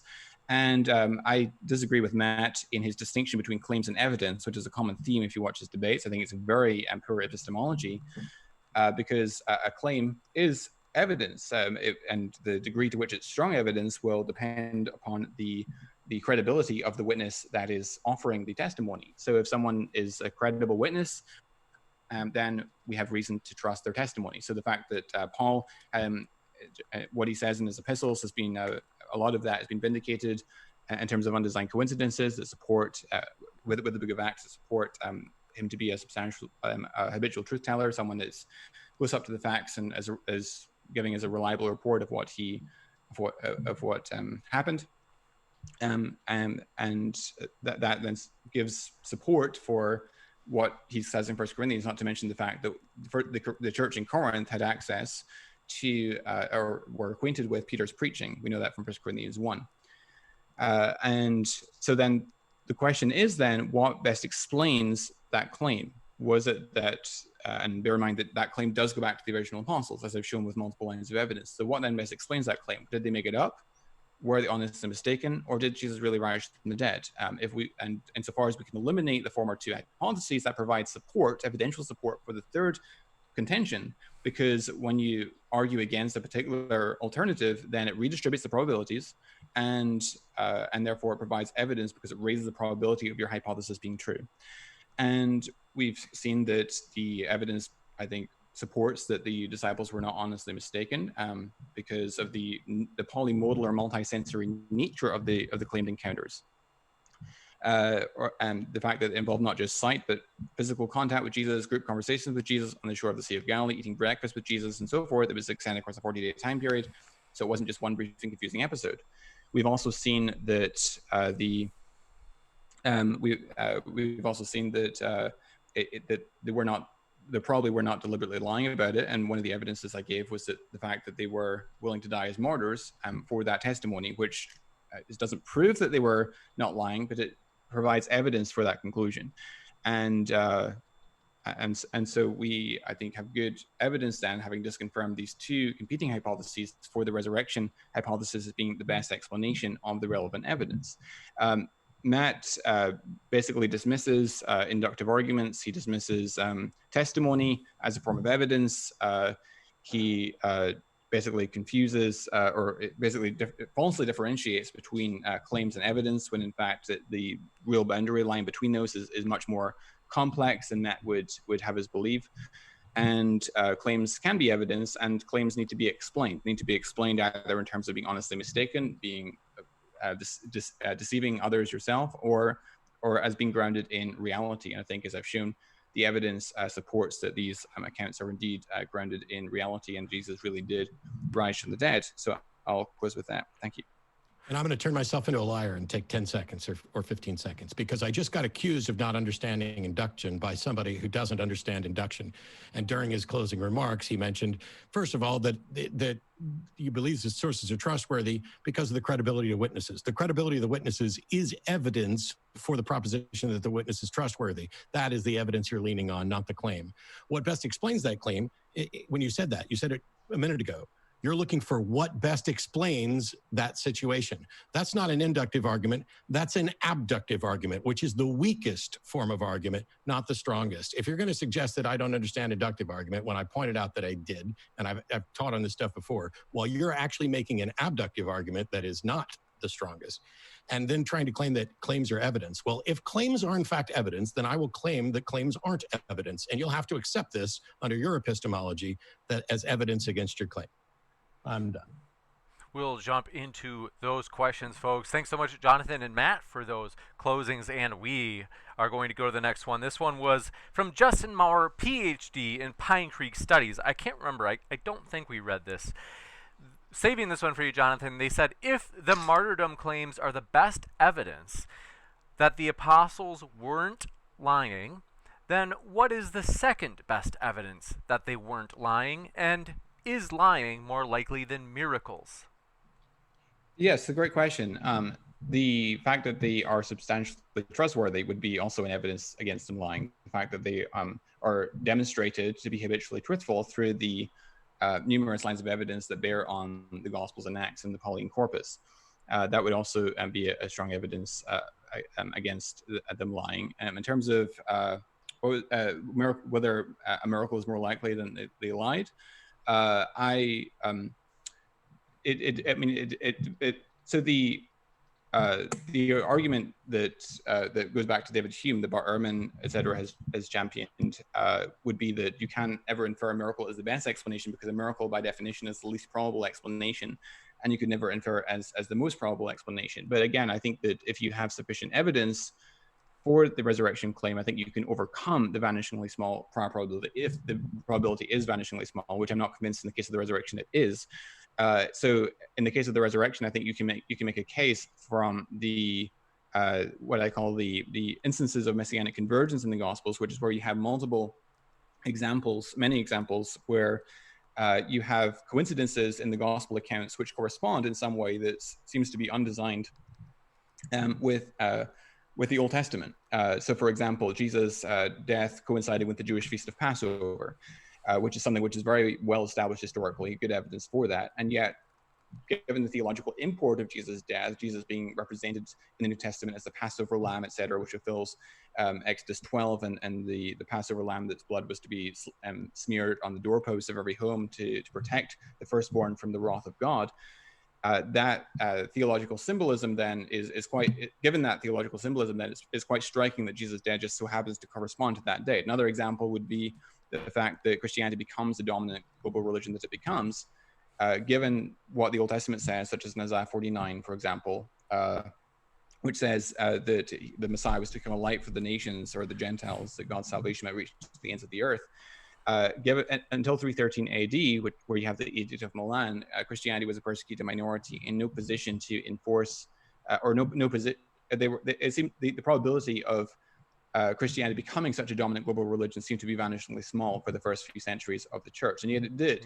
Now, pretty soon we must move on to the next question. Yeah, sure. I'm just finishing. And so, given that the Old Testament predicts that Christianity would become, that Christ would bring the light of God's salvation to the Gentiles, to the ends of the earth, the probability of that happening is much more probable given the Christianity than given its falsehood. And so, given this theological backdrop, I think that we have a higher probability than atheists would like us to believe for the resurrection. Gotcha. And Ian YouTubian, thank you for your super chat, said, Matt, have you ever heard of A.J. Miller in Australia who seriously thinks, quote unquote, that he is Jesus? Not as far as I know. It's possible I've heard it, but I don't recall. The last question that was asked was about whether or not it's more likely that someone was lying. And I just wanted to add in my note that I'm not in any way claiming that somebody's lying. However, lying would be more likely than accurately reporting a miracle. Anyway, so yeah, I don't know that. I don't know if you're going to get to this other question, but I noticed a question in chat that I wanted to address really quickly. Somebody asked why I have a different standard for the Bible than I would for any other historical book. And the answer is I don't. Any other historical book that was making claims about supernatural events, I would reject those as well. Gotcha. And thanks for your question. This one is from Natural Legion. Appreciate it. Said, Jonathan, you invoked... Oh, that's right. Oh, since the last question was for you, Jonathan, what we usually do is we give the last word to the original person it was addressing. If you'd like to give a response to Matt, you can. Otherwise, we'll go to the next one. No, we can move on. Gotcha. Natural Legion, thanks for your question. Said, Jonathan, you invoked Luke's reliability as a historian. By that standard, shouldn't we believe miracles of Greek mythology documented by Herodotus? No, we'd have to look at the evidence. So just the fact that a miracle is claimed in another source doesn't necessarily provide good evidential support for that miracle claim. You have to look at the particulars. And I think that in the case of the resurrection, the particulars are well substantiated for the reasons I gave, among others. Gotcha. Jake 4D, thanks for your question for Matt. They said this is a serious question. They're not trying to troll. They said, Okay. Matt, they said, why do you equate anti-theism to global atheism instead of the more common uses like anti-harm or anti-all religion? Yeah, that was all. I'm not completely sure I understand the question because I don't know what he means by global atheism, but when I use, so Hitchens used to use the term anti-theism as an opposition to religion. And I think that doesn't fit with the etymology of the word and splicing it together. So I'm in opposition to theism, like I actively reject theism. Whether or not it counts me as an anti-theist under somebody else's definition, I'm not really bothered by it. I really don't care what labels somebody choose. Like, I don't have a big problem with Jonathan. He could say, I'm not a Christian, I'm a follower of Christ, because he's making some distinction about Christian as a label. I'm not saying that you would say that, Jonathan. The example that comes into my head because it comes up a lot. So I don't care what somebody calls themselves. And so somebody's like, oh, I'm not an atheist, I'm an agnostic. I'm like, okay, well, I think you're screwing up a little bit there in self-labeling, but you get to do that. I might do a video at some point kind of like on my take on anti-theism, but it's not the sort of thing I care enough about so that if somebody's like, oh, you're wrong about how you're using anti-theism, okay, I don't care. Gotcha. And thank you for your question. This one comes in from Brandon Holbrook. Says, is there any verifiable extra-biblical evidence supporting the resurrection, Jonathan? No, I don't think so. Gotcha. That was an easy question. Roy Stegall. Let's see. This one might be easy, too. I think you covered this already, Jonathan, but we'll give just in case. Roy asks, if it could be shown to your satisfaction that the resurrection didn't happen, would you still be a Christian, Jonathan? Absolutely not. As I said at the beginning of my opening statement, I'm a very staunch evidentialist. So I believe in the gospel because and only because I am persuaded by the public evidence that Christianity is true. And in principle, I would be prepared to change my mind on that conclusion if the evidence were to flow the other direction. What evidence could ever possibly be presented that the resurrection didn't happen? That's a great question. I've been asked this quite a bit. And the examples that are normally given and have been presented to you in some of your other debates would be that if you were to find the body of Jesus or something like that. And I get why atheists find that answer quite frustrating, because that in principle, yes, that would falsify Christianity. But how would you ever demonstrate that it was the body of Jesus, right? Well, we found a body. Yeah. So I completely agree with you. However, if the arguments that I think support the resurrection turned out in the fullness of time not to be as strong as I thought they were, then that would reduce my confidence correspondingly in the resurrection. And I think, in principle, you could make an argument Jesus didn't exist. I mean, Richard Carrier and Bob Price and David Fitzgerald and others have tried to mount that argument. I don't think it works, but in principle, I think you could make such an argument. I don't think it works either. Cool. You and I are in agreement there. I think the one thing is, what if it could be shown that to the extent to which you're convinced that the Bible's account of the resurrection is accurate would force you into accepting other religious claims as well if you were to use the same standard of evidence? Sorry, can you repeat that? Sure. Whatever standard of evidence whatever epistemological foundation you've got that leads you to the conclusion that the reports in the Bible are reliably strong evidence for a resurrection. If it could be shown that if you applied that standard to other religious claims as well, you would be forced to accept them, would that change your mind? Yes, it would. That would significantly undermine my confidence. Yeah, and typically, I mean, I tend to think of worldviews in very similar terms to scientific paradigm or scientific theory. That all scientific theories have anomalous data, but you don't just throw out the whole paradigm because you have some anomalous data. But over time, that anomalous data accumulates, and if you have enough anomalous data that doesn't fit your paradigm, eventually you're going to think, okay, this paradigm might actually be false. And likewise with Christianity, although there are some extreme examples I could think of, in practice, I think that it wouldn't be a single piece of extraordinary evidence that would change my mind, but it would be the cumulative effect of many pieces of independent evidence pointing against Christianity, which in the long run, I think would be sufficient to change my mind. But now you're back to cumulative evidence. All I was talking about was if it was shown that your foundation, your reasoning would force you to accept others as well. And you said, yes, you'd accept it. Now that is fundamentally the exact question that I asked repeatedly before you left that you never answered. How can you write off these other claims from religion when they are just accounts as well? They don't have, it's not like Christianity has some extra physical evidence for it. It's just, here's a bunch of accounts and here's a bunch of accounts, and you're dismissing others. What is the standard that makes you accept one and reject another? The particulars of the case and the evidence that's presented. So in the case of the Quran, for example, and I've debated many Muslim scholars, in terms of the subject, in terms of the historiography of Jesus, which is the topic we're discussing today, the Quran claims in Surah 4, verse 157, Jesus was not crucified. And it says he was not put on the cross by the Jews. At least that's the classical interpretation. Although there are other schools of thought that wouldn't agree with that. But that's at least the mainstream interpretation of that verse in Islam. And we have good evidence from the first century that Jesus really was crucified, even if you reject the resurrection. And so, and the Quran was written 600 years later, right? Between 610 and 632. Is that evidence in the Bible or out of the Bible? I'm afraid we've got to keep moving. Okay. Just because there are a lot of questions left. We do have another one from Royce de Gaulle, maybe relevant in a super broad way. It says, is probability relevant at all after the fact of these alleged historical events? No. Is that for me as well? I would guess. I'm not sure.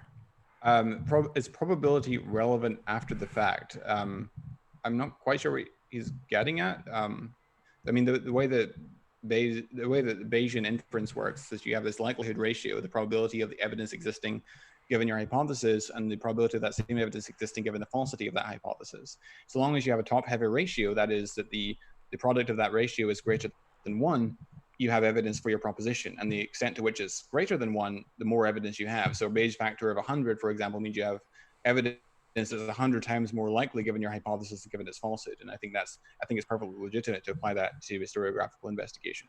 Gotcha. And Michael Dresden, thanks for your super chats. We're going to just roll this into one because they're basically, from what I gather, it's kind of the same idea. They said, Matt, you had said that claims are not evidence.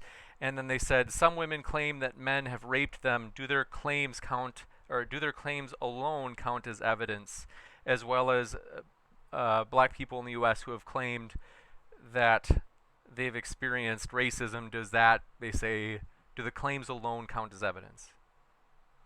So I did an entire video about this distinction between claims and evidence.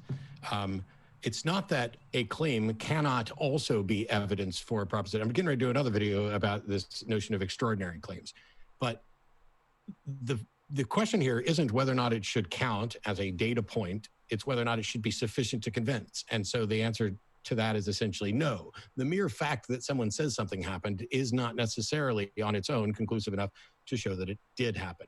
What often happens is that these conversations end up derailing into somebody wants to object to a person offering up their perception of their identity and saying, oh, should we accept that? Yes, because if the subject's about the identity. But if it's, what I'm saying is, if your claim is, in logic, we have propositions. And we don't simultaneously, we don't like address a question, which would have two possible answers or more. Instead, we have a proposition. Some God exists. This event happened. This is true. And that in and of itself is not evidence for the proposition that is being there. It is the proposition. The proposition itself is not evidence. And what Jonathan did, which I'm fine with, is that, the confidence that we have in the person who's presenting this, that factors in. And you're absolutely right. And the other thing that factors in is how consistent that claim is with the facts that we have of the world. If somebody says they were abducted and anally probed by an alien, that is a claim that requires something more than the claim. There are claims that we can just accept at face value because they are bolstered up by the mountains of evidence about the way the world works. If somebody comes up to me and says, hey, I just got a new puppy.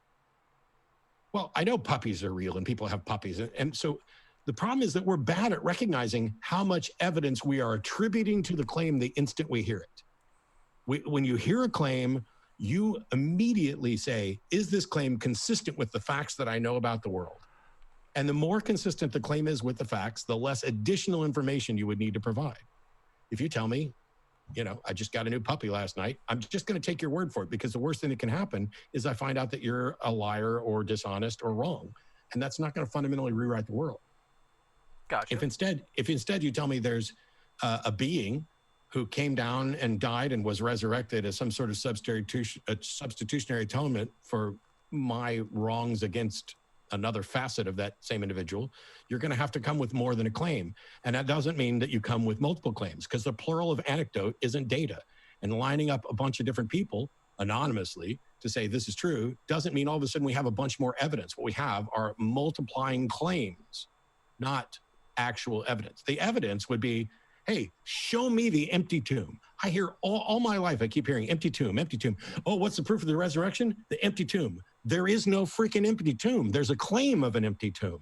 Nobody's ever demonstrated, here is the tomb where they put Jesus and now he's not here. That has never happened, and it can never happen unless there's a God that comes down and finds a way to do it.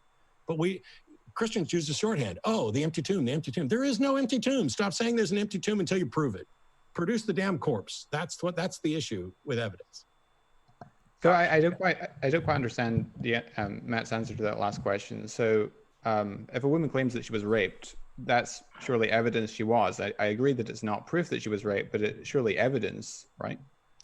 No, it's the claim is not the evidence. Now, there's a bunch of things that we take into account with all of that, which includes what we know about that individual, any other physical data and everything else. But merely someone coming in and saying that they were sexually assaulted does not mean that you have reason to conclude that they are, because that in and of itself is not evidence.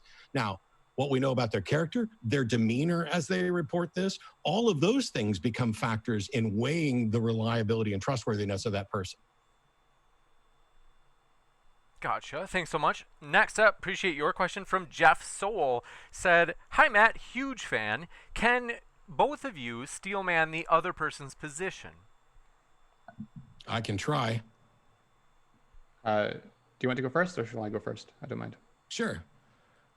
Jonathan is convinced that the reports in the Bible are from reliable people who are telling the truth, and that the weight of this across a number of different short passages adds up to we should accept that the most reasonable explanation for these reports is that the events actually happened. Okay, so my steel manning of Matt's position is that a miracle is always the least probable explanation of an event, and we always want to infer the most probable explanation of an event, and so we can never, in principle, infer a miracle as the best explanation of an historical event. Furthermore, the Gospels and the accounts that we have in the New Testament are hearsay. They're composed by anonymous authors, and that claims are not evidence, and all we have in the New Testament is a bunch of claims. I think that's a fair steel manning of Matt's position. Except the first part's completely wrong. Okay, so clarify for me. So you started off by saying that my position involves a miracle is always the least likely explanation. I didn't say that today. You did. As a matter of fact, I didn't talk about an explanation for the resurrection at all. My position, when you're having a debate, this is the same thing that Mike Lacona did. When you're having a debate about, is there good evidence for the resurrection? That is, did the event happen? Not, what is your explanation for it? I didn't talk about, miracles or how unlikely they were. All I talked about is there evidence for the resurrection? If there was sufficient evidence for the resurrection, I would believe the resurrection occurred, and I still would not know how it happened. We would need evidence for the how separately. So to begin steel manning my position by talking about how I'm just rejecting miracles out of hand is actually not a steel man in my position. Gotcha. We have to, let's see. Okay. We have to keep moving. I hate to do that, but let's see. Jeff, let's see. We've got that one. Thanks for your question, Jake 4D, who says, non-deliberate coincidence is not only unprovable, it's unlikely as the Gospels copied off of each other. I think that would be a challenge to you, Jonathan, given that they're saying the Gospels copied off of each other in the wording, at least the way they worded it. What was the first part of the question? Given something, if I could for just a second, since this is one for Jonathan, yeah. And it's one that I may not have much of a dog in this fight, can I just mute and go to the restroom real quick while Jonathan answers this? Thank you. Gotcha. James, can you read that again for me? The first part of the question. Yep. Let's see. So they said non-deliberate coincidence is not only unprovable, it's unlikely as the Gospels copied off of each other. I think they're saying it's against your designed coincidences argument. Yeah. So obviously there's a literary dependency between the Gospels, especially the synoptics. The extent to which John is dependent on the synoptics is an item of debate among New Testament scholars. I personally lean towards the view that John was, in fact, dependent to some extent on the synoptics. But I don't think it undermines the argument for the following reason, that we have the interlockings between the gospel accounts are casual and subtle. So to take another example, in John 6, verse 5, we have the setup for the feeding of the 5,000 miracle, and Jesus asks, where should we, Jesus turns to Philip and he says, where do we send people to buy bread? Which raises a natural question in the mind of the audience. Why does he turn to Philip here? Well, if you flip over to John 12, we learn just in passing, it's incidentally mentioned that Philip is from the town of Bethsaida. In Luke chapter 9, although Luke doesn't mention Philip in that context at all, it does mention that the event of the feeding of the 5,000 took place in Bethsaida. And so by putting the pieces together, even though that's never spelled out as to why Jesus turned to Philip in John 6:5, when you put the pieces together, now we understand, we have an explanation for why Jesus turns to Philip in John 6:5, because he's a local guy, knows where the shops are to buy bread. and these seem to fit together in a non-deliberate way. It's not that John is reading Luke and he sees that the events in Bethsaida, and so he picks Philip, but doesn't even mention that the event took place in Bethsaida, and then he hides in an unrelated part of John's Gospel 6 chapters later that Philip is from the town of Bethsaida. And so it's the casualness and subtlety of these interlockings that provides support for historicity. Gotcha. Thanks for your question. This one comes in from, let's see. Got that. Smoky Saint, thanks for yours. It's not really a question. Next up, Stupid Whore Energy, thanks for your question, said, we do see the pattern of Luke and Matthew editing Mark's material, such as Mark 2:14. I think that's a challenge to you, Jonathan. Mark 2:14. Sorry, I need to look this up a sec.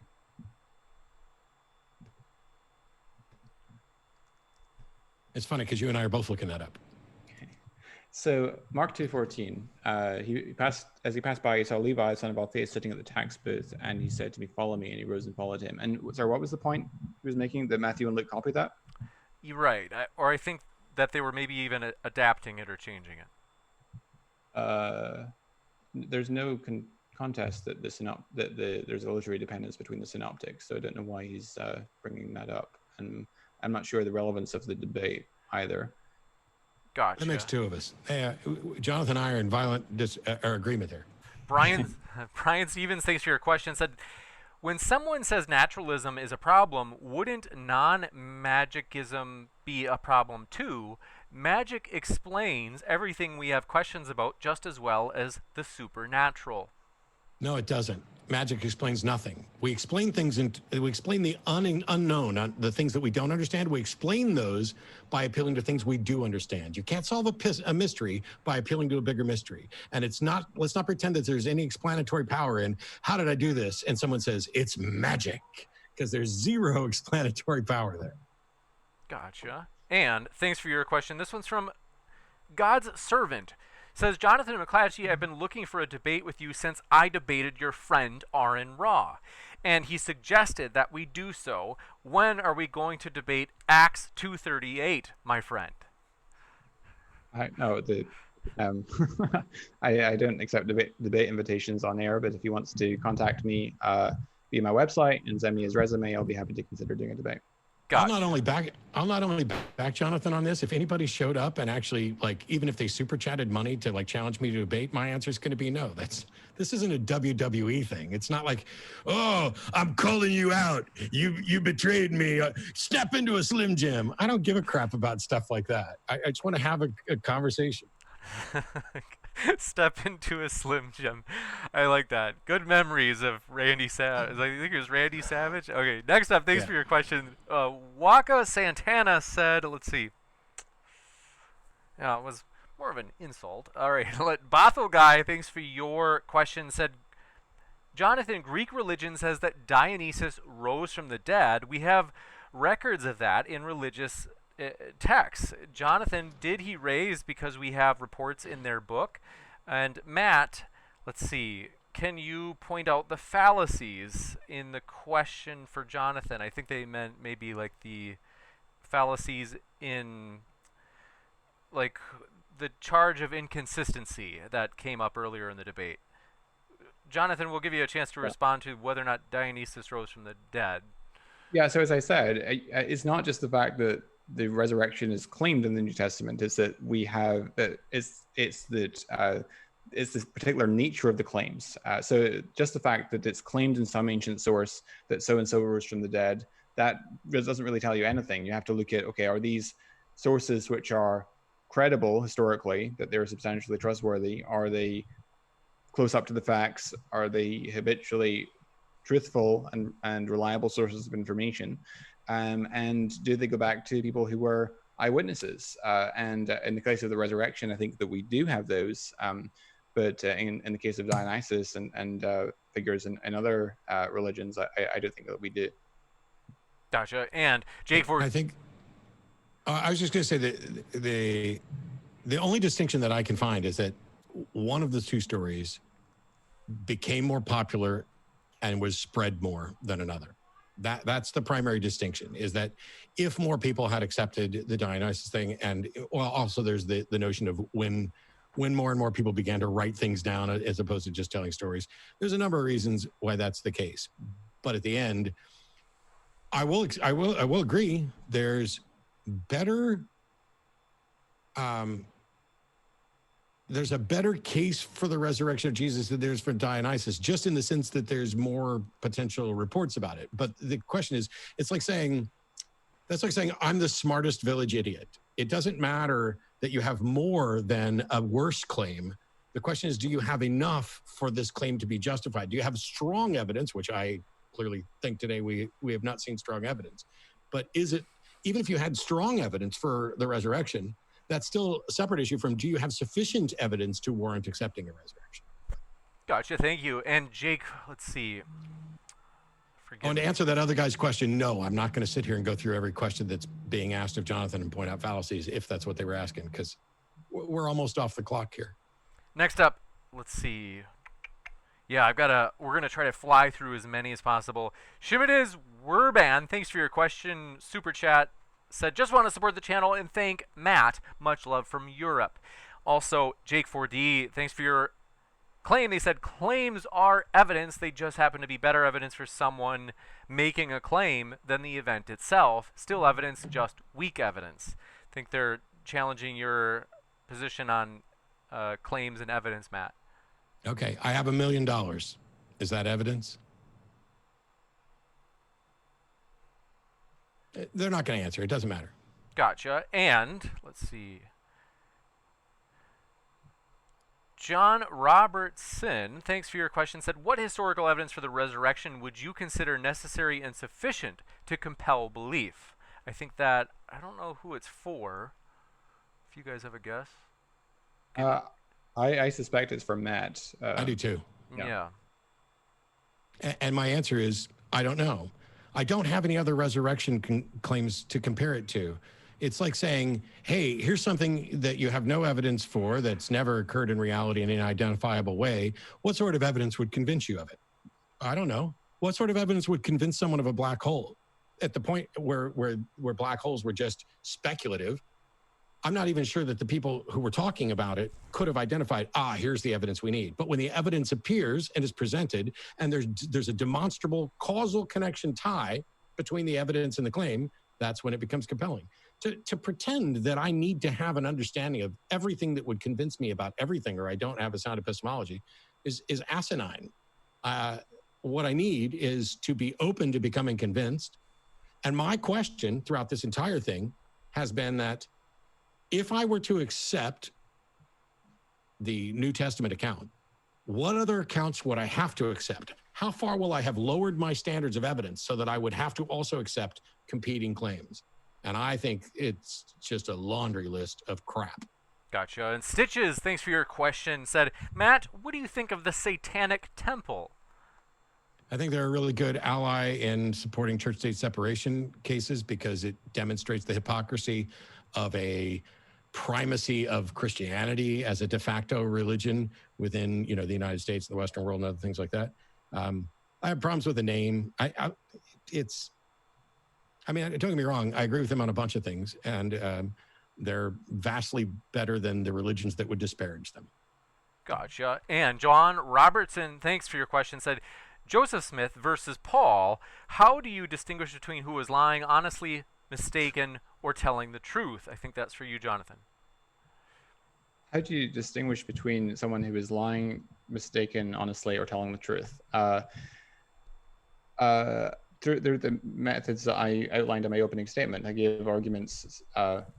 So that's what my whole opening statement was about, was providing. And it's not that that each of the individual lines of evidence are proof positive in my rejection of each of these alternative hypotheses, but rather they provide evidence. And as we add more and more evidence, it provides more and more support that confirms the falsity of the alternative hypotheses, namely the myth hypothesis, the conspiracy hypothesis, the hallucination hypothesis.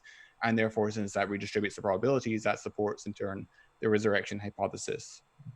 Gotcha. Thanks so much. Want to let you know, folks, I just realized, has it already been 2 hours and 20 minutes? Is it Yes. just, whoa, okay, I'm really sorry, guys. This is longer than... We started a couple minutes late and we did a few minutes without Jonathan, but yeah, it's been that long. Whoa, okay, so sorry, guys. I definitely gave you the impression it wouldn't be this long. So, folks, want to let you know, we can't take any more questions. We're going to try to finish up really fast, less than 10 minutes. We're going to try to get through the rest. And so please do me a favor, don't send any more questions. We won't be able to get to them. I just realized I was thinking it's been like an hour and 20 minutes, and it's actually been 2 hours and 20 minutes. But thanks for your question. Let's see. We've got God's servant again says, Matt, this is Patrick from Ohio. Acts 2:38 is truth, in all caps. Would love to debate you again, my friend. So, yes, James W., also a fan, says, Matt Dillahunty is a human iron chariot. Bruce Wayne says, epic debate. Excellent job, Matt. Lots of fans here. And then we've got Michael Simonelli, thanks for your question, said, why doesn't Jonathan accept other holy, we covered that, other holy books. Wes Carty, let's see, thanks for your question, comment. Then we have... Is Acts 2:38 David Wood? No, I think that's it's... Acts 17 Apologetics. It's who? That's Acts 17 Apologetics, is David Wood. Thanks. Then who's this Acts 2:38 that I'm going to turn down a debate with? Oh, in order to stay consistent. I think it was like an actual passage they were trying to... I don't know. I'm not sure. That's fine. I thought it was somebody who went that way. Yeah, I'm sorry. I got confused. Gotcha. Please continue. And God's servant again. Let's see. Oh wait, we got that one. Let's see. Ethan. This is an interesting one. Ethan Montier, thanks for your question. Said, thanks, Matt, for the years and years of reasoning we spoke about a year ago. And when was the last time you heard a truly unique argument after so long? And do you have a pre/post debate routine? I don't know. I don't know that I've ever heard anything that's truly new or unique. I mean, most of it seems to be derivative, and that's not a problem because even someone like Cy, Cy's a big benefit or credit is that he's consistent. He's consistently wrong as far as I'm concerned, but he's consistent. And so while I haven't heard anything new in a debate, there's always a new, different spin on old things. And I like having the conversations. There was a second part to this question, but I don't remember what it was now. Gotcha. What was the last line of the... Oh, do you have a pre and post debate routine? No. Today, took a shower, shaved, put on a shirt, played guitar for a little bit, and then came in here. You got it. And thanks for your question. This one coming in from S.J. Thomason, old buddy of yours, Matt, says, Jesus makes himself obvious to billions today. Ask, seek, and you'll find him. He is love. I love that SJ either asks a completely irrelevant question or just pays to preach instead of asking a question during the question and answer part. But, good. It's the only reason that anyway, go ahead, continue. Next, Sentinel Apologetics, thanks for your question, said, Matt, there are tons of Second Temple studies showcasing the thorough backdrop of the New Testament and Greco-Roman context that showcases its true historiography. Cool. Nice claim. Sorry you couldn't ask a question. Next up, Dominic Deinstuber, thanks for your question, said, if you write a dogmatic book about your religion, would you write about your witnesses to be trustworthy, or would you claim that they are a fraud? Not sure who that's for. Not either. I guess we could both answer it. If you want. It's a strange question because I'm not arguing that the gospel authors are reliable because they claim to be reliable. Of course, that would be an absurd argument. I'm claiming that there's good evidence that they're reliable because on the points that we can cross-check, they actually prove themselves to be close up to the facts and get a lot of information correct, which then provides prima facie reason for trusting them even in those instances that we cannot directly cross-check. Gotcha. Yeah. And within, like in magic, there's this notion of a too perfect theory. Like, James, if I were to ask you to name any card in a deck of cards, what would you name? The Jack of Spades. The Jack of Spades. Now, if in fact I were sitting here holding a card off to the side and moved it over in there, and it happened to be the Jack of Spades, that trick would fall flat because of the too perfect symbol. Ooh, nice. You can see the green screen. It's too perfect that you named a card and it happened to be the card I was holding. And so it leads directly to what the solution is. When it comes to what we like and what we admire, we like symmetry, but we don't like perfect symmetry. A perfectly symmetrical face is somehow disturbing or off-putting to us. It seems completely unsurprising to me that people, when telling a story, that they're willing to exaggerate or engage in a little hyperbole, etc.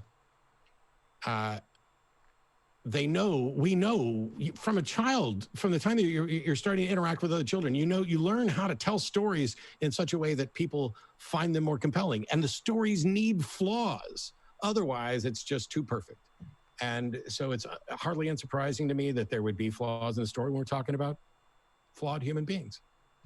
Gotcha. And question from Ian Utublin said, Dr. Jonathan, could the Gospels have a Mandela effect? No, because there's no such thing. What does he mean by the Mandela effect? That's not actually a term I'm familiar with. Even after reading about it twice, I still am not sure if I understand it. Basically, the Mandela effect, which isn't a real thing, is something that they've labeled where people will remember bits of history differently. Here's a picture of Tiananmen Square with somebody standing in front of a tank, and they'll remember different details of it differently. Or is it the Berenstain Bears or the Berenstein Bears or whatever else? And the truth is that there's not a real thing there. All we're really saying is that people have flawed memories. Gotcha. And thanks for your question from Sentinel Apologetics. Says theology is as important as the scientific method. Paul says that the cross is necessary since God isn't a hypocrite in regards to sin. Romans 3. I guess, is that for Matt? Was it a question? Yeah, it's more of a statement. Let's see. But next up, let's see. Michael Simonelli, thanks for your question, says, how does Jonathan know that the claims he's using to assert the biblical figures are trustworthy are true? I'm not quite sure I understand that question. I thought I'd already outlined that. I think that there's there are numerous categories of evidence which cumulatively bear on the substantial trustworthiness of the gospel accounts, including undesigned coincidences, extra-biblical corroborations, unexplained allusions, artless similarities, and so forth, expressive silence. And although we don't have time to get into all those, I think the argument is that cumulatively those provide substantial support for the general reliability of the gospel accounts. And therefore, when the gospels assert something to be true, that provides a basis for trusting that to be true, even if we don't have direct evidence for that particular fact, and unless there's evidence to the contrary, of course. Yeah, I think the objection here, if I'm going to try to interpret what they're asking, is that on several occasions, including just now, I've heard Jonathan say extra biblical evidence, extra biblical support, and yet there's nothing about his case that was extra biblical at all. Gotcha. And thanks for your question. This one comes in from, let's see, I'm going to paraphrase this, Michael, because it's just, a lot of it's kind of redundant from a last question, but it's like a follow-up. They said, for Matt, they said, if claims being evidence is context dependent, then isn't it true that claims can be evidence? No, it's not the claim that's the evidence. It's the context that becomes the evidence. Gotcha. I don't know why this is so different. Here, let me do it differently. A proposition is never evidence. Maybe that's the distinction we need to make. That when Jonathan hears someone making a claim, what he hears is someone of this character in this setting with these factors made this proposition, and then he's adding those things in as evidence for the proposition, the character of the person. Maybe that's it. But I could be wrong, because if I say propositions aren't evidence, for all I know, Jonathan's going to say, yes, they are. I don't know. Gotcha. And S.J. Thomason said, Peter denied Jesus 3 times. Paul jailed Christians. James, brother of Jesus, tried to stop his ministry. Then they saw the risen Christ, preached for him for decades, and were martyred. Best explanation from Matt and Jonathan. Prove it. Prove any of what you just said. You can't. Gotcha. I think we have an idea that I think we know where Jonathan stands. Definitely, let's see. We only have just maybe two more. Thanks, Red Knight 821, who said, "Why would the disciples preach a lie for no reason and have the Romans hate them? Why would the early Christians start a religion that would get them killed?" Why would anybody start a religion that might get them killed? Do you think Christianity is the only religion that was persecuted or treated harshly by the people in the surroundings? That's such a flawed line of reasoning. There's nothing else to say. Gotcha. And want to say, God's servant, thanks for that final super chat. Feel free. What you can do, they asked if they ever want to come on and debate. If you email me at Modern Day Debate, we're getting a little bit more like selective in terms of who we have on, just in terms of like asking for prior debate experience, things like that. But I'm at moderndaydebate@gmail.com, and always happy to hear from you folks. Feedback on the channel, that's really useful. It does help us. We really want you folks as the audience to have your hand on the steering wheel of the channel. And want to say thanks to our guests today. It has been a truly fun one. Matt and Jonathan, thanks so much for hanging out with us. Thanks so much for your endurance as well. 2.5 hours. I can't remember how long. Like, it's been a long time since we've gone this long, but this is great. Well, there were tech interruptions and other stuff, so it's all good. Anyway. Also want to let you know, folks, both Matt and Jonathan are linked in the description. So if you want to hear more, you can hear more from both of them. And last but not least, thanks so much just for hanging out with us, folks. Thanks, mods, for always keeping an eye out, just all the help you do. And we will hopefully see you next time, folks, as we have on Monday, David Smalley and Randall Rouser facing off on whether or not Christian belief is rational. So thanks so much, folks, and have a great weekend.